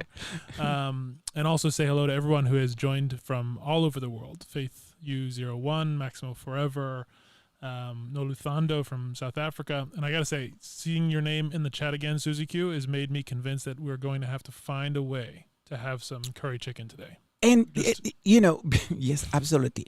And to be back, why I don't really think of her, I don't want to speak about her, because I think one of my early show during the coronation, when they asked us to call her queen, and I said, who is she? I really don't know her. And I don't want to be, sort of rude and mean because everything that I've known her to be, or what they say about her, who she is, the mistress that she is, and everything. There's nothing there that for me to hold on to say, who she is as a person. We didn't get a chance to get to know the woman. What we know is that, she break a home.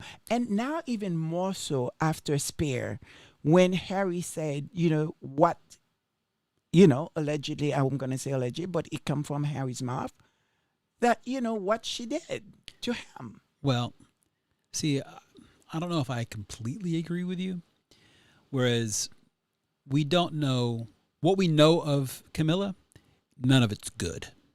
That's my point. Like, it's not the fact that we don't know anything about her. We know. We do know things about her. But there's nothing good that I don't actually is think going to about help her. her I don't cause. know how to to relate or to report on her or to even say her name, because for me is that, as far as I'm concerned, the kind of pain that I see, and especially everything that is happening, everything we come to know, whether some of these reports are true or not, the point is she seems to have hand on everything, and everything she, it's not good. And the fact is that, and we will hear that from our next clip, that she had dinner with someone who later on said the most horrible things about our princess Meghan, and not come out and actually say something about that. I don't know how to talk about this person. And so I just don't think about her name. So I always forget her name. Well, Truly. I do want to go back to what you were just talking about, though, before, in terms of, like, why is this headline coming out now? Why is this part of getting injected into the narrative more so now? Why that focus?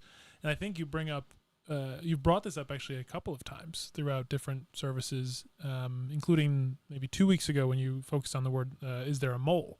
Right. Because there, and it is, maybe it's something that's actually worth reiterating for everyone, is to think that this thing that we refer to as the invisible contract, it is as a term singular, but the truth is there's probably not just one. And it's probably, yes, this royal family is this amorphous thing, but in reality, if this thing exists in which there is an invisible agreement, sort of unspoken agreement between, or maybe explicitly spoken agreement between the tabloid press and the royal family, the reality is that the royal family is not one entity. It is comprised of a number of different individuals, different courts, each with their own competing interests. And with that being the case, there is a contract with Camilla specifically, just as much as there is an invisible contract with King Charles, just as much as there's an invisible contract with William, with Kate, with all of them. And they all have their own agreements and their own interests that they're focused in on. And it's something you've asked a lot about. Why does King Charles always end up looking so bad in the press, whereas there's nothing maybe said about Camilla at all? Yeah, well, then again, I mean, I get your point, but there is one person leading the charge. There's one person leading, and in some way, you can find linked through many, whether, everything that is been going on, everything we come to know. Whether it is speculation or not, it seems like there is a name that seems to coming across. And we also know her own son, the relationship that he has with the male. Do you understand what I'm saying? And, when was the last time anyone have heard or seen a report that was damaging to Camilla? But yet you hear a report that is damaging to, Prince William or to Prince Charles. And my opinion on that, those type of report, and that's just only my opinion, I think it's a way to keep them in line. I think it's a signal to say, this is what we can do. We're going to put something every time that, they sort of maybe try to do something or say something, or maybe perhaps don't like something. They're like, well, we're going to put this out, or the media wants something from them.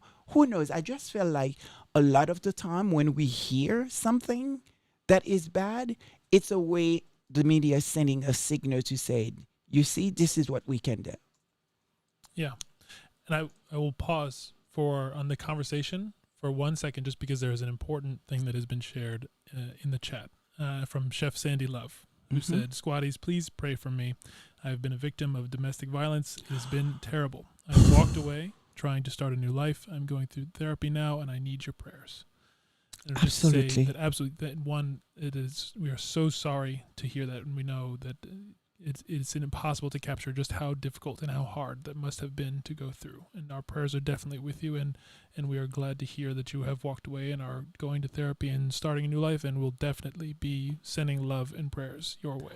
What I will say is, very often than not, that victim like yourself will blame themselves, that somehow they did something wrong to deserve that kind of treatment.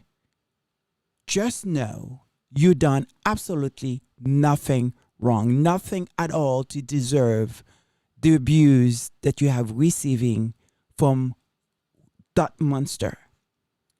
And understand that, you are beautiful and God saved you from this. And that going to therapy, probably I am like the biggest advocate for therapy because it does incredible things, and you will find yourself again. But please do me a favor. If you don't live with anything, we say, not that I am an expert on anything like that. Continue seek help. Continue to talk with people that will listen. But know that you done absolutely nothing wrong. That's all I can say. And we are going to pray for you. You have here an amazing community around you. You are beautiful. You are loved. And no one should never put their hand or do anything but loving you. And if they cannot do that, then they don't have no business being in your life. But don't let the devil take over. Do not let the devil make you feel like you deserve this, because you don't. So I will pray for you and keep you in our prayers. And thank you also for even And thank you for sharing. because that makes a difference in other people's lives who might be going through the same thing. So Absolutely. thank you. Absolutely. Sharing is caring. Thank you. I think it's time to move on to our next clip from Baron, because this is a bit heavy. Just give us a little bit break to breathe, because it's it. Yeah. Okay. Yeah, let's do this.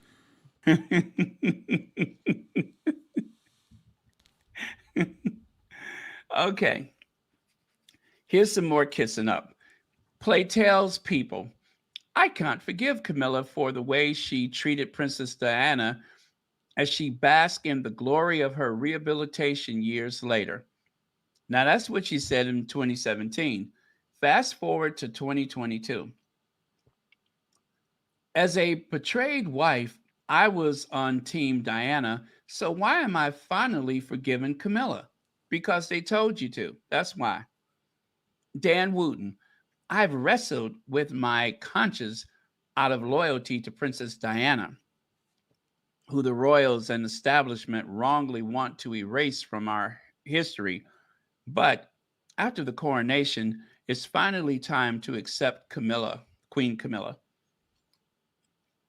And then over here, it says royal photographer stirs controversy by claiming Camilla is nicer than Princess Diana and easier to get on with. People's memories are slipping. Princess Diana is still one of the UK's most favorite royals. Now, the royal photographer, that was Arthur Edwards. And Arthur Edwards said that Camilla is much nicer than Diana was and easier to get along with. This was after he spent a weekend with Camilla at, I don't know what the situation was, but he was literally with them for a couple of days. And he emerged from that particular event at some horse show or something and said, just out of the blue, he compared Princess Diana and Camilla, saying that Camilla's a much nicer person.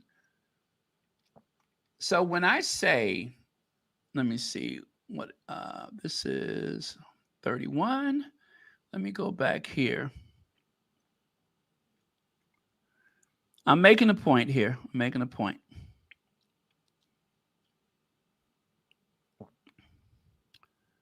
Nope. Wrong one. Wrong one. There we go. Okay. So when I say that it would be impossible for Meghan Markle to adopt Camilla formula to win back the nation, that is, it's impossible because number one, Meghan don't roll that way. Number two, you could not wash the taint from your body to do the things or survive the things that Camilla has done to get in the position that she's in. Number three, you'd have to be married to the dumbest person in the land, Charles. Charles was easy pickings. King Charles III, Prince Charles, the Prince of Wales, he was weak and vulnerable then, and he's weak and vulnerable now. Easy, easily exploited by somebody like Camilla. Camilla had the intention to take advantage of this very childlike heir to the throne. And all these years later, everything has gone her way. She has driven, um, I'm just going to say, she drove Diana away. She drove the brothers apart, plotting and scheming the entire time until they were no longer speaking to each other. She somehow has gotten into the good graces of the older brother, right? You have to be a particular type of person to be a Camilla. And I just don't think most people are up to the task. I just don't think so.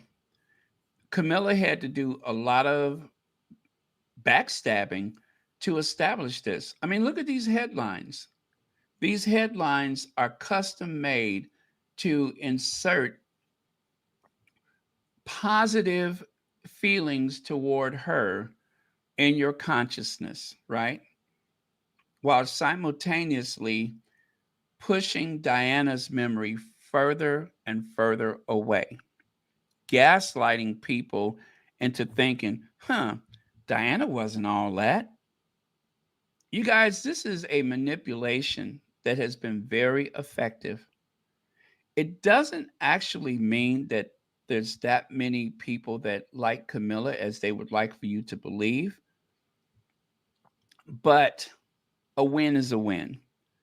So if she only had 20% of the nation's support 20 years ago and now is somewhere under 50%, that's a win. Still better than nothing. She had nothing to lose by distorting Diana's memory. They have been doing it on the daily for years, and they continue to do it. If I had a nickel for every random story I've come across that puts Diana in a bad light, or the Diana you didn't know, at the time that what was the statistic? They said at the time when Diana died, most people believed that the royal family had something to do with it. Now there's about half the amount of people believe that. That's a win for Camilla.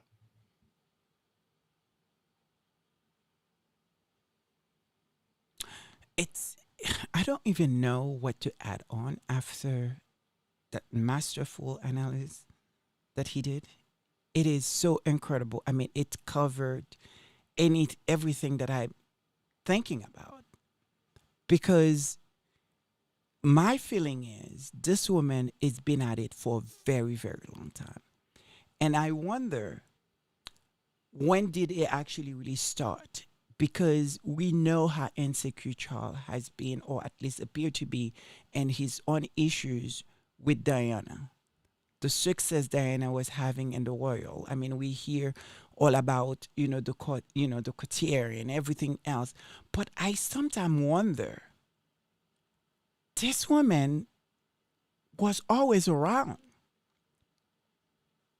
She even get as far as to be what probably Diana thought a friend. There is picture of the two of them together. To her being at her wedding.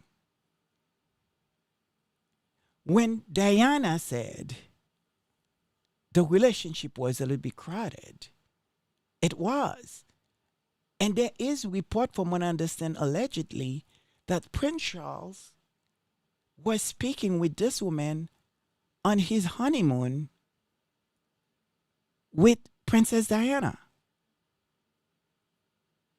If that is the truth, the kind of manipulation the kind of vendetta against Diana and against his child, in my opinion. And the fact that she's able to have the media around her the way, there is something more of the story. Because it cannot be just because she come from, sort of aristocracy. How is this woman, in my opinion, become the most powerful person in England? Because I'm not seeing this is King Charles at the moment. Yeah, and I think honestly, to where Baron was going at the end there, the idea that she has nothing to lose by distorting Diana's memory, to quite the contrary, she has everything to gain. If you look at it on the balance of things, in terms of how she can be perceived today and going forward, depending on how they are able to rewrite history as it relates to who Diana was, and all those pieces line up together. But I think the other thing that strikes me, and I know we're going to play this clip in particular in a little bit on, is the idea that there's been significant gains that have been made even since they started in terms of how Camilla is perceived, or how people maybe don't think now that the royal family was involved with Diana. All of those stats that Baron was just mentioning. But if you tie that to a clip that we'll play in a little bit of Harry saying that he's not going to bring Meghan back to England because it is too dangerous. The reason that Harry gives is that he starts out by saying it only takes one. That's right. Not necessarily, yes, in the high level and in different ways, it's very important to think about how the entire groups of the population are thinking and perceiving and reacting to things. But if has been expressed by them all a number of times explicitly in the tabloids about talking about Meghan's demise in various forms, if that is truly an objective, it doesn't take changing 10% of the population. It does, as Harry said, it just takes one person. And so that is to what you said, Lady Sussex, this being something that is very important to pay attention to and to not let it go unnoticed. There's a harsh reality to that requires that attention. But I also think we need to reach a moment where we asking probably the hard question. Is this woman is capable to bring the whole world down completely if she cannot have her way? If it turns out, because with everything they are trying, and I'm sure there is some insecurity at the end of the day, William is still Diana's son, regardless what we may think of him, regardless who he has proved himself to be to us. There's still Diana and her. And we don't know what he's holding on. We don't know what he truly really think. We don't know. We know there is politics need to be playing. We don't know if he's just only playing politics with her. That whole relationship, they seems, we think that, they have. We don't know. And I'm sure a mastermind like this woman, I think that she seems to prove that she is. To me, it seems like if she cannot secure a future for her and her kids, she could bring the whole system down completely. That's the way I'm looking at it. And I think that is the question that I have for you guys on the chat. Because right now we already see that, the whole idea of removing power from the Lords, the House of Lords, right? Next year, then what else do you have? And to me, is that, there is a sense of weaknesses when it comes to Charles' reign. And for now, we don't even know whether there will be a King William. And if there is, what does that mean for that woman? Yes, she may have the media. But at the end of the day, for someone like Williams that will love power, based on everything that, we know, being first, being everything means a lot. I don't think he will rule like his father. And I don't know if he will have the same insecurities when it comes to that woman, to allow that woman to hold power Well, over him. I think that's the thing. I think that's actually what scares Camilla the most. Is you can see it is evident. Well, that we don't know No, that, that no. scares her, but, we No. are speculating. No, but what I'm saying is that it's evident that there's not necessarily the tightest of family bonds at the moment. That in terms of, Harry and what actually has been happening to Harry, like through his whole life, really, when you start reading his book, is that he has not been treated well for a while. And then how quickly, and there's speculation in the press that there's already this divide between what's going on with King Charles, what's going on with Prince William, that there's already some sort of like rift between the two. There's not necessarily very strong connections and bonds that are going to hold together these various courts. And then once King Charles exits the picture, I don't think there's going to be a lot that ties Camilla to William in any real That's right. substantive way. And she must know that. And so she's trying to insulate and protect herself. But at the same point, I think William is also shown to be that he has his own orbit, and that she doesn't have the same kind of impact and control that she does of Charles. And so she has to be concerned about what that's going to mean for her.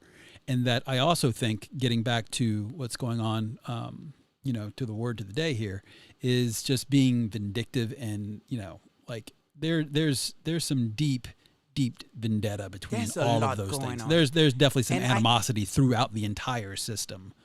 So the day of reckoning can certainly be around the corner, and I think that's because what's the concerned. way the media deal with that, they project a lot, so they put it all on Harry and Meghan. It's almost like when the news become too much, they don't know how to discuss it.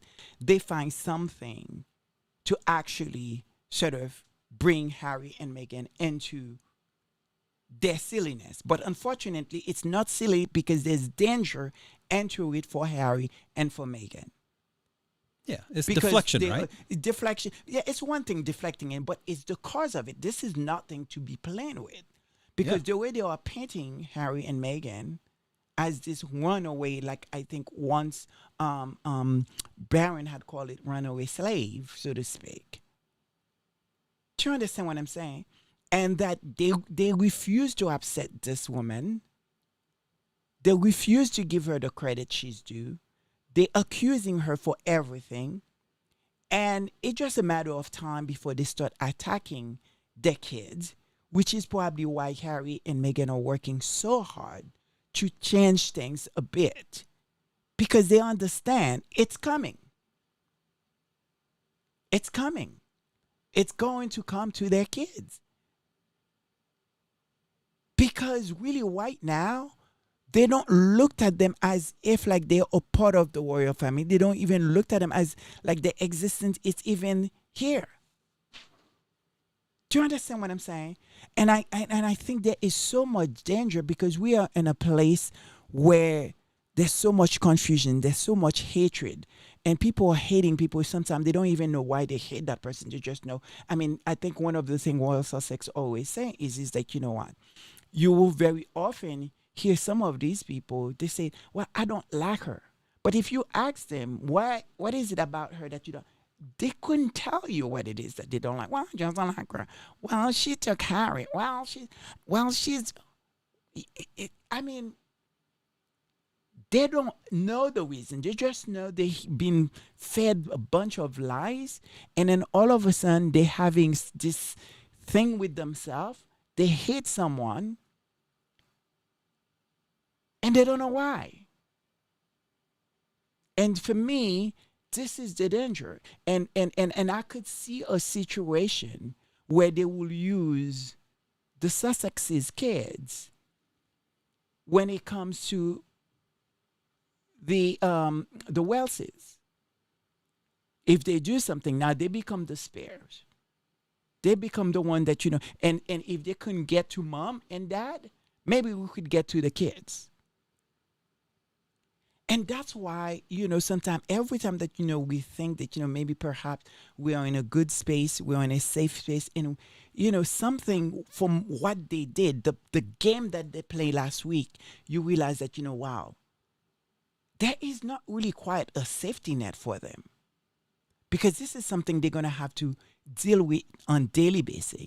And this is probably why we want them to be a billionaire, to be honest, because really they have to spend so much money in security, because security is expensive. Not just for themselves, but for their kids. Because these people are not going to light up. They are not going to light up. And it's not like we don't have example when it comes to, when you think of Diana, she was in many ways royalty in her own right. In my opinion, she make the Windsor more English. And look what she went through. Look where things end up. And she was white. So we're talking about a biracial woman that, as far as I'm concerned, in my opinion, is as if, like, we are not human, so to speak. Our lives are not valued. So we can say anything about you. We can do anything about you. And it is what I feel like there's so much danger in this. Whatever it is that they got to do to get the point across, to exude their power, to make sure that, we know they are power. We can destroy you because we are watching it and we're live. Yeah, I think that's the point. I think the point is that they need some sort of scarecrow that they can push all the blame, all the problems, basically just distract from whatever craziness is going on that they're conducting themselves. And that's the risk for all of anybody who's attached to Meghan and Harry. And so that's kind of the concern that's around there. And then I think that's also what sets up and what is such a good strategy that H&M actually have about, the kinds of charities that they're setting up, the kinds of positions that they're taking, and the fact that they left and are here in the States. I think all of that just sets up the fact of how they're trying to form and insulate themselves from this situation that could potentially happen. Right. And also why, frankly, like Harry has absolutely no intention of bringing his wife back. And absolutely and that's why we're going to play several clips, because I think it's important that, we allowed Harry to speak for himself, because the reality is, it's not only not going to come back, and even if he wanted it to come back, he has conditions. He's made it very clear. And he makes it very clear. Not that condition to go back. He engaged with the royal family, period, that it will mean you guys need to stop. But it's, what's the word? Leaking. Yeah. And it seems like they don't really care. It's almost like they want to dismiss anything this man has to say.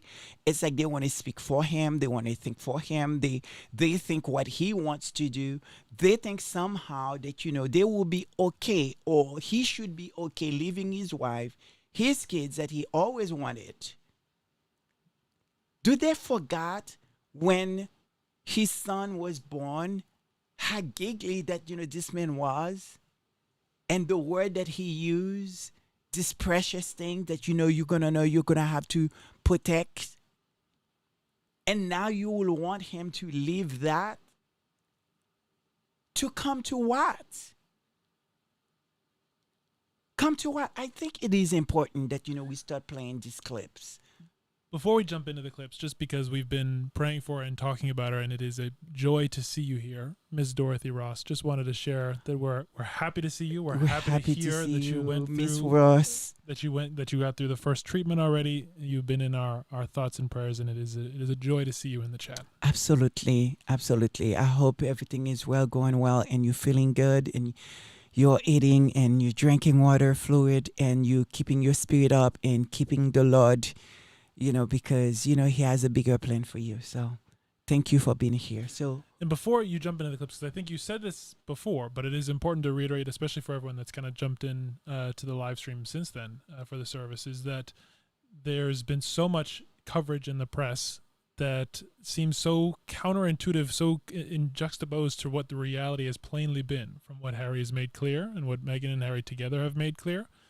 Of if that is the case, then it has all these open questions for the press of why is this the headline? Why is this the way you're reporting about things? Why is this the nature of the coverage? It goes to the word vendetta, but it also, to your point, then makes it that important to go back and hear what they have said explicitly themselves, how they've made it clear, both Harry and Meghan. that's why I think they make clear. So let's play the first clip from Harry with Anderson Cooper, I believe. Do you speak to William now? Do you text? Currently, no. But I look forward to us being able to find peace. How long has it been since you spoke? A while. Do you speak to your dad? We haven't spoken for quite a while. No, not recently. Can you see a day when you would return as a full-time member of the royal family? No, I can't see that happening. In the book, you called this a full-scale rupture. Can it be healed? Yes, the board is very much in their call. But, Meghan and I have continued to say that we will openly apologize for anything that we did wrong. But every time we ask that question, no one's telling us the specifics or anything. There needs to be a constructive conversation, one that can happen in private, that doesn't get leaked. I assume they would say, well, how can we trust you? How do we know that you're not going to reveal whatever conversations we have in an interview somewhere? This all started with them briefing daily against my wife with lies to the point of where my wife and I had to run away from my country. It's hard, I think, for anybody to imagine a family dynamic that is so Game of Thrones without dragons. I don't watch Game of Thrones, but there's definitely dragons. And that's, again, the third party, which is the British press. So ultimately, without the British press as part of this, we would probably still be a fairly dysfunctional family, like a lot are. But at the heart of it, there is a family, without question. And I really look forward to having that family element back. I look forward to having a relationship with my brother. I look forward to having a relationship with my father and other members of my family. You want that? It's all I've ever asked for. We reached out to Buckingham Palace for comment. Its representatives demanded that before considering responding, 60 Minutes provide them with our report prior to airing it tonight, which is something we never did. Exactly. So we hear very clear from Harry. Yes, he would love to have a relationship with his brother and his father. But first, they will need to stop licking. And that hasn't stopped. So we know he's not going back. Well, yeah, that he's also said, yes, I want to have a relationship, but very blatantly said, no, I'm not going back to being a full-time working royal. So all of these headlines about, oh, he's trying to find some way to re-enter, it's like, nope, he's pretty clear he's not doing that. Well, also, what really struck me most about it is that, like, he was asking them to provide, okay, well, what have I actually done wrong to you people? That's right. Like, what did I ever do? We are willing to actually apologize if you can give me specifics as to how we actually wronged you. And crickets. Because no one actually has a good excuse in terms of why they've been able to treat these people, these good couple, the way that they have. And I also want to just give a quick shout out to Gracie for the super sticker. So thank you so much. Thank you, Gracie. And also obviously, if you ask the media, they will tell you that, he done so many things wrong. But they got the problem that they have. The accusation that, he and Meghan have done something wrong, that there is precedent for anything that they could have been highlight, whether it's the book that he wrote. Well, Charles wrote books, the fact that they talk about their family. Well, many of them included King Charles, talk about the family, you know what I mean, in so many interviews. So there's always, whatever it is that they accuse them of, it has done prior, and worse, if I may say so. And the only reason why they speak out, it's because that, everyone needed to hear their voices because there was so much bashing. There was so many, sort of, it's like it was insane. Yeah, they had to defend themselves. They had to defend themselves because there was no one there to defend them. I mean, I think we should move to the next clip. Let's move to the next clip again. Was the move about getting away from the UK press, because the press is, is everywhere, or was the move because you weren't getting enough support from the firm? It was both. Both. I needed to do this for my family. This is not a surprise to anybody. It's really sad that it's got to this point, but I've got to do something for my own mental health, for my wife's, and for Archie's as well, because I could see where this was headed. They didn't want him to be a prince or a princess, not knowing what the gender would be, which would be different from protocol, and that he wasn't going to receive security. What? It was really hard. And we know exactly my point here, right? He had to leave to make sure that, he deal with his mental health, what that was doing to him and his wife. And he understand, which is what I said earlier. He could see what that's going to do to his own son. So now what make them think that, somehow he will now leave his wife and leave his children to come back to what probably would be the continuation of bashing? Because now it will be, look, you see, he's back because he couldn't do it. It's not like they're going to lay off. There's no sign of these people changing into a system that he refused and he works away from, that he says, it's not for me. Well, that and at the beginning of the question that Oprah had asked is it because of the tabloids or is it because of the lack of support from the firm? And their answer being that it's both, because the tabloids being one thing, and you can maybe, if you are superhuman, can find a way to deal with that mentally and emotionally. But that being aside, the fact that, as they said, they're going to break protocols for them and deny them even security to make sure that they can be physically safe. Never mind their emotional well-being. That's right. Like it doesn't make any sense. Why would you? It's a non-starter. It's a completely non-starter. Yeah. If you can't actually protect, like, and broke protocol, by the way, like actually do things outside of the norm to actually protect his son, it's a non-starter. Or children generally, like it's a non-starter. I mean, he has no choice but to leave. And now he says that, he will pay for his own security, right? And they say, no, it's not allowed for you to pay for your private security. And we know now, based on what we report, if it's true, that, he's paying for his father, King Charles, if we to believe the report, he's paying private security for his brother. So the whole idea that, Harry cannot pay for his own security because it's not allowed or whatever is breaking from protocol, it seems like that may be bogus. So there is a reason why. And if you don't want your son and your grandchildren to be secure, so it's fair for anybody to say you want bad things to happen to them. Yeah. Because the whole purpose of all of them having security is because they are very high-profile people that need securities, like any high profile anywhere else. So if you remove that from them, what is the message that you are sending? How should we, the public, interpret this? And yet you are saying how much you love your son, you want them back,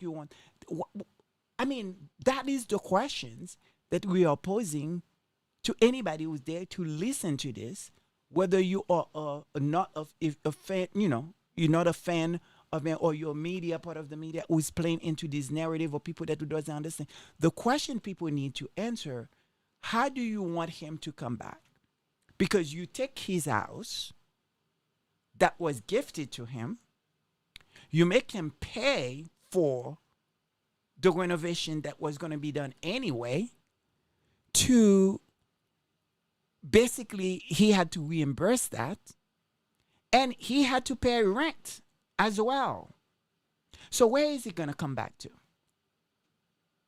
Yeah, and all this, and just to keep everything in perspective, right? Yeah, all these things are very expensive. These people just made £50 million just last year, and it on top of what they normally make. They made an additional 50 million pounds just from basically, selling off some rice, doing this, that. So it's not even like financially, this is like this is not even anything to them. That's right. It's literally just they've made a conscious decision. This was a personal choice that they didn't want to do this. And it stems from what? Like, what is actually driving you? What is the motivations that you have in your head of like, you know what? I'm making a conscious choice not to provide security for my grandchildren. Like what? Especially, like what is that? Like, where does that come from? That's right. Especially, we know, it's not like, the royal family have people try to do them harm. It's not like, they're not high risk. Yeah, we don't have that clip, but the chief of police talking about the significant number of credible threats specifically directed at Meghan. I mean, that's right. It's very clear. I mean, it's like, how should we interpret that? Let's go on to the next clip. I wonder what would have happened to us had we not got out when we did. Our security was being pulled. Everyone in the world knew where we were. I said, we need to get out of here. We are on the Freedom Flight. To see this institutional gaslighting. I wasn't being thrown to the wolves, I was being fed to the wolves. They were actively recruiting people to disseminate disinformation. They were happy to lie to protect my brother. They were never willing to tell the truth to protect us. Exactly. He called it the freedom. The freedom. So he feels free. And then now you are saying he wants to come back to what? There's a whole He called it freedom. There's a whole lot in that. This is a brilliant summary that they captured. Exactly. The fact that, they talk about, like, they pull their security off. They tell people where to find them. They leak their locations. Term, I mean, seriously, people. the term that Harry used in that clip, and actually is, I think, in the same. I don't know if it was in the clips that we played from Barron, but it might have been just outside of the selection. Is that really important word that we probably should refocus on again if we haven't already? Is gaslighting. That's and right. Institutional gaslighting. Like, Yes. it is critically important when you think about the power of the press and the open questions there. Like, that is the whole point. That is the whole point. Yeah, I think it even goes past gaslighting. I mean, if you're like she was, as you even just mentioned before, George, about, Meghan had active threats against her life, and you are leaking her location. Yes. Like, that's past gaslighting. That is like a plot. And this is why the Sussex Squad existed. Because it's like we are seeing this happening in real life, and we are all waiting to see, is somebody going to do something, say something? Because for the amount of people that watched the wedding, people that, many people was voting for them, and now see they are destroying this couple life, and nobody is giving us the reason why, and we have no understanding. And here come Tina and Michelle. And now we are all followed because we all have that sensation. It's just a matter of time for something to happen. It's just a matter of time. Do you understand what I'm saying? And there was that feeling, that eerie feeling that we all have. Well, I think what it was is that it was the natural kind of maternal, protective feeling and like sense of self that this community has for good people, that they wanted to somehow try and like insulate and protect these people. And I think that's kind of that's the feeling that I get kind of generated this of right. Like, how can I possibly, and speaking for the community at large here, how can I possibly help these good people? And this was that expression. Like, the Sussex Squad was that expression of how they can actually go out there and be some sort of support when you can't actually be next to them, and how you can offer, solace in a place where basically there was madness. And I think that's kind of what started the whole thing. And then I think that's actually is very reflective of even what we see right now in the chat about how people are just so supportive of one another. And then also how they try to protect what needs to be protected. So, And it's also, I think, what they had missed out or what they thought that they was going to run back or whatever. What people fail to realize is when it comes to Harry and Meghan, you have two people. Harry particularly is, for many people, whether, whatever, family you're from or whether white, black, there's a sense people have as though that he's your brother, he's your cousin, he's your friend, he's not just that prince or even see him as a prince. There is that kind of things that, we feel, or at least I know from my mother, the need to protect Harry because we know how Diana, felt. Because very early on, Diana knows and did said most of her concern, from what I understand, was for Harry because she knew that the firm was going to taking care of Williams, but not Harry.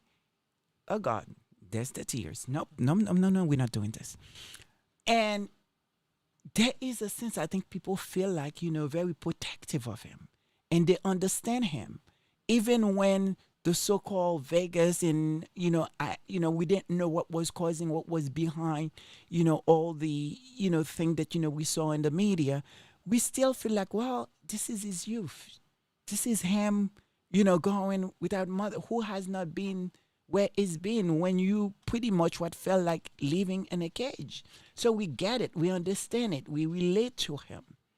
To when he chose his now wife, we looked at this woman.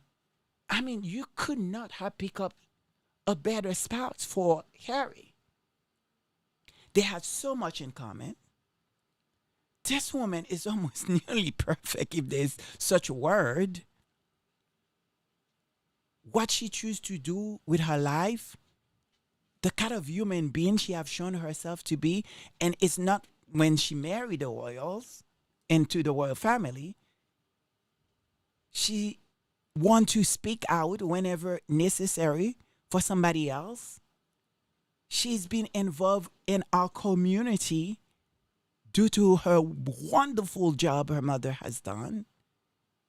To us seeing her in suit,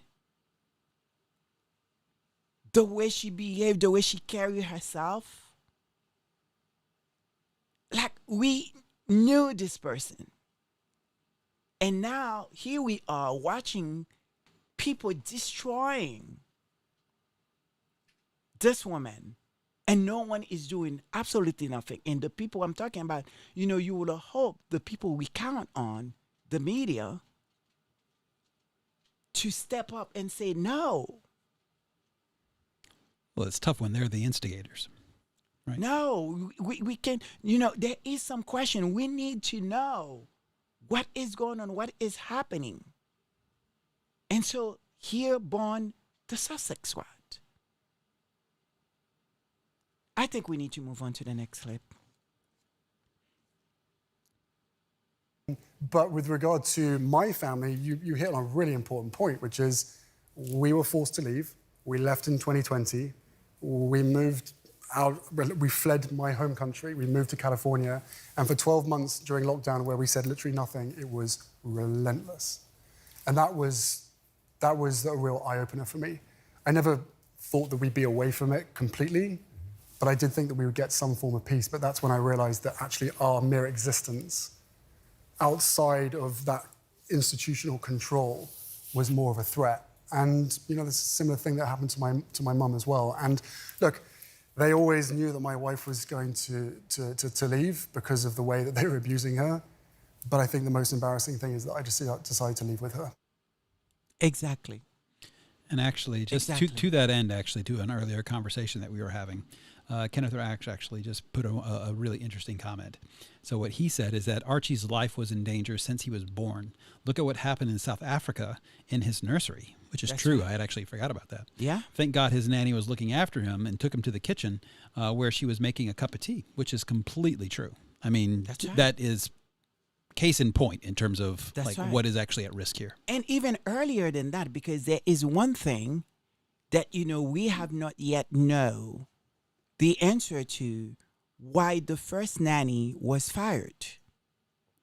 And I know when Megan says in her last interview very recently that, I have not even scratched the surface. It sent chills on my spine because what that could mean. She said, and I quote, for everything we know, she had not even scratched the surface. What have they done to this woman? True. That we don't know yet. And we yet to find out. And I think there is a fear. And so that's why I think it's so dangerous for this woman. And we need to go on to the next clip. Well, one thing Yes, go ahead. before we go to the next clip, I think, is Harry added something very important in that conversation with Colbert, which is one is that he's been consistent the entire time, all of these years. Each of the times he's had an interview has made a statement in terms of why they didn't choose to leave because they wanted to. They were forced to flee his own country for their safety. But what he added in this conversation with Stephen Colbert is that his understanding that the way the tabloids had approached the entire situation in coordination through their invisible contract with other parties is that they always knew that Meghan was going to leave. That's right. They always knew that was always, And that's what part they of their wanted. plan. It was their intention. That's their intention. They wanted her to leave. But where they miscalculated was that they thought they didn't necessarily account for the fact that he was going to go. That's right. with her. With her. And that and I don't know why maybe they didn't. Part of it is the truth of that, as Harry has shared many times, in terms of the force that Meghan has been in his life, the support system that she has been for him to really be himself. But Show he's him also, a way out. Yeah, but he has always been Harry. He's always That's been. right. It's a little bit surprising that they so miscalculated that they when That's they right. forced the issue like that they didn't see it coming, that he was going to stand up and push back. Absolutely. Let's go with the next clip.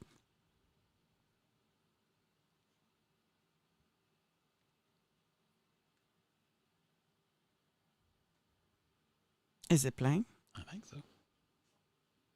Didn't hear it. What's going We on? were so close to a full service. We but no. really were. Oh my God. Let's try again.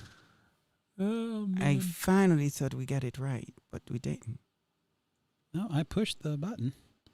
There is nothing there. There's nothing there. So let's go to the next one. What is the next one? The next one, I can do the next one. Hold on. I'd leave Watersham, drive back to Kensington Palace. I was no longer staying with Pa and Camilla. I'd been assigned my own place, a flat on KP's lower ground floor. In other words, halfway underground. The flat had 3 tall windows, but they emitted little light, so the differences between dawn, dusk, and midday were nominal at best. Sometimes the question was rendered moot by Mr. R, who lived directly upstairs. He liked to park his massive grey Discovery hard against the windows, blotting out all light entirely. I wrote him a note, politely asking if he might perhaps pull his car forward a few inches. He fired back a reply telling me to suck eggs. Then he went to Granny and asked her to tell me the same. She never did speak to me about it, but the fact that Mr. R felt secure enough, supported enough, to denounce me to the monarch showed my true place in the pecking order. He was one of Granny's equerries. I should fight, I told myself. I should confront the man face to face, but I figured no. The flat actually suited my mood. Darkness at noon suited my mood. Exactly. So this is what he's going to go back to. Exactly. Yeah, that's what they want him to go back to. That's what he's going to go back to. He's going to leave his wife, his children, his beautiful home, what he feels like is freedom for him. And he's going to go back for them to treat him like that, put him in a dark room, give him $200 allowance. And this is what you guys want him to come back to. So that is the questions we are putting out there to all the haters, to everyone that, who's been wishing and hoping and accepting all these misinformations. even if you will agree with some aspect of it somehow, that, you know, maybe perhaps he miss home. I don't know why, because he's able to go home whenever he feels like it. He still have business there. He's still doing business there. He goes. So, you know what I mean? I mean, even, like, come back to what? Even if you were to unbelieve that, would you not want those answers, those questions be answered? And as I said again, we're going to wrap this up in a way that I feel like for us to try to understand it, because we've seen it all before. We hear and understand the problem the media have with Megan. And I think I want to play this, you know, clip for all of you guys.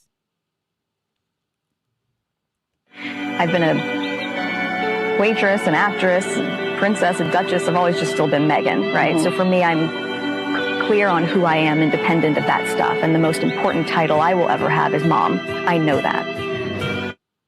And exactly. The fact that, you know, she's not raving and doing anything, you know, willing to die for this so-called title. The fact that, you know, she's not putting them in that pedestal that she's supposed to be. She put herself first. That is a threat to them. That is something that they don't understand, and it scares them. A woman like herself, a biracial woman, someone that they certainly, in my opinion, they don't even value her existence, could feel like this to people that opinion themselves of being superior is a problem. And in some way, the last clip that, you know, we are going to listen, because when I said we've been there before, we've seen this before, and we know how it ends. And we understand it's although that, you know, as if like, you know, Diana entered the body of Megan. Because I think no one can put it as well, as good and truthful as Diana have. And I think we need to take a minute, really truly understand this woman's words and what she had left us with. And we are now talking about, when they talk about sort of, you know, this woman, like Diana would have upset this woman, or whether or not that, you know, she is this fashion icon now that, you know, they try to make her out to be, to everything that, you know, we are being seen here, and why Diana left and how Diana felt. And the fact is that now you could see a lot of the trade on Megan. And I think we need to revisit this, to listen to the only true Princess of Wales, the angel, the woman that kept giving her legacy, what she left us with. There's nobody can take that away. Let's listen to Princess Diana, Lady Diana. Do you think you'll ever be queen? No, I don't. No. Why do you think that? I'd like to be a queen of people's hearts, in people's hearts. But I don't see myself being queen of this country. I don't think many people would want me to be queen. Actually, when I say many people, I mean the establishment that I'm married into. Because they've decided that I'm a non-starter. Why do you think they've decided that? Because I do things differently. Because I don't go by a rule book. Because I lead from the heart, not the head. And albeit that's got me into trouble in my work, I understand that. But someone's got to go out there and love people and show it. And do you think that because of the way you behave, that's precluded you effectively from becoming queen? Yes, well, not precluded me, I wouldn't say that. I just don't think I have as many supporters in that environment than I did. Yeah. You mean within the royal household? Mm-hmm. Mm-hmm. They see me as a threat of some kind. And I'm here to do good. I'm not a destructive person. Why do they see you as a threat? I think every strong woman in history has had to walk down a similar path, and I think it's the strength that causes the confusion and the fear. Why is she strong? Where does she get it from? Where is she taking it? Where is she going to use it? Why do the public still support her? When I say public, you go into an engagement and there's a great many people there. Do I need to say anything? Because it's chilling to see the resemblance to what is happening to our Duchess now, our Meghan. So true. I don't know if there's anything I need to say. I think you guys need to say something because it's I don't have the words right now. Yeah, I think it's what you said. I mean, the corollary is palatable. Like, I mean, it is truly almost a mirror image just in terms of what actually happened. Like I think that I could honestly see Meghan saying something very similar. That's right. Like, honestly, like Instead verbatim. a little bit more the racist compartment that Diana didn't have, that she have to deal with. Right. Well, I mean, she wasn't even getting in that. Just in terms of her being a part of the establishment or not. And then the reasons why they're afraid of her. And I think those two things actually are very, very similar, if not the exact same. Of her being, okay, well, look, I have a different set of priorities. I'm not about actually trying to make sure you guys have more money or you guys have more power. I'm into trying to make sure that people live better lives and how I can actually be of service. That's what her priority was, which I think was very similar to what Diana was saying. And at the same point is also saying that, do you see yourself in this institution? And she was very straightforward about it. George, last comment. I think that it is a beautiful way to tie up all of the discussion in terms of that comparison of Meghan and Diana. And I think that actually highlights also one of the things that is not the same, that is very important, is that today, unlike was the case for Diana, unfortunately, that Meghan and Harry are surrounded by an incredible community of people that are working to protect them and support them and uplift the truth and make sure that they do not suffer. And she does not suffer the same fate as Diana. And it goes to the importance of the work of the Sussex Squad and all of the creators, the people like Barron out there that are doing that hard work day in and day out to make sure that history isn't simply rewritten, so that truth can prevail and so that people can actually know the truth about who Meghan is and not suffer that same fate. But we also know that, no matter what we do, prayer is going to be one that, we have to lean on, because this is power. These people are very powerful folks. And we know they are not sort of, going to stop, and they have not yet. And they don't really care what we think or anybody else think. And so I think that, I will leave it to the word of Princess Di. And we're going to move on to verse now. Sure. Okay, so let's get into verse. So first of all, I have to apologize just to Ken Ether. So just mispronounced your name. I completely butchered it. So you mentioned it in the comments. So sorry about that. We'll certainly do our best to do better. And then obviously address you properly. And so for the Bible verse. What was the correct name? Did we get Ken it? Ether. Ether. Okay. Ken Ether. Ken Ether. Okay, got it. All right. So the first one actually that we have is for the Bible verse is actually about safety. Correct. We need safety for our girl and our Sussex's family, and as well as for everyone, in the chat, especially this wonderful lady that just shared with us That's what right. she's been through, going through. That's right. That's Yes. right. So exactly, to reach out to that is Psalm 121 verses 5 through 8. The Lord will keep you from all harm. He will watch over your life. The Lord will watch over your coming and going, both now and forevermore. This psalm reminds us that we can always trust in the knowledge that the Lord is watching over us. He will never leave us alone. He will protect us. Amen. And I have another one, a bonus verse. And this is because just going through and obviously what's going on with the Connie Balmer report and so forth. And for Baron especially to reach out to you about being sick and about health. That's right. So this is James chapter 5, verses 14 through 15. Is anyone among you sick? Let them call the elders of the church to pray over them and to anoint them in oil in the name of the Lord. And the prayer offered in faith will make the sick person well. The Lord will raise them up. If they have sinned, they will be forgiven. Amen. And I think this prayer goes to everyone that's in the chat that has shared with us, their journey, health journey, and everything that they're going through, to know that there is people in this community that care and love them and thinking about them and praying for them. So, Josh, go ahead.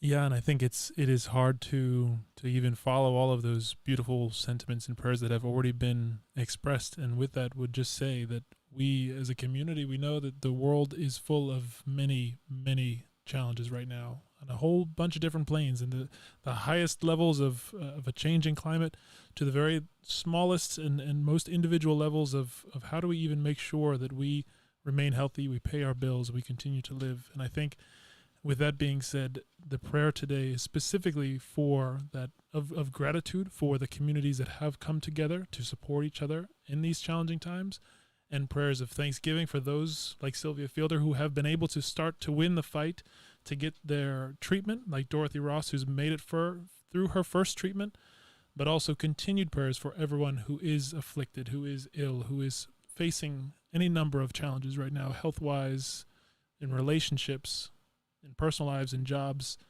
that you continue to be with them, that you continue to uplift the Sussex Squad community, that you continue to lift up the Sussexes themselves so that they can, all of us, can continue to work to make the world a better place. Certainly for Churchinelli, our girl. And we also just listening to Baron early this week when he come back to know that his old deal, how, life is precious. The fact that, what he was going through, dealing with, being in ICU, and him thinking, am I going to get out of here? It's just how precious life is and how we need to thank the great Lord every day that we are here and thank him for this community. And so, but we also have to extend our prayers to the Wells' kids that's going to have to deal with a lot going in that kind of family. And to King Charles. And to everyone. And hopefully, some point, they could find their way and understand that, the Sussexes are not the enemy. And I pray. So thank you so much for joining us for a long, very show. And I am so sorry, Baron. I hope I didn't embarrass you. Actually, I have one more prayer to add.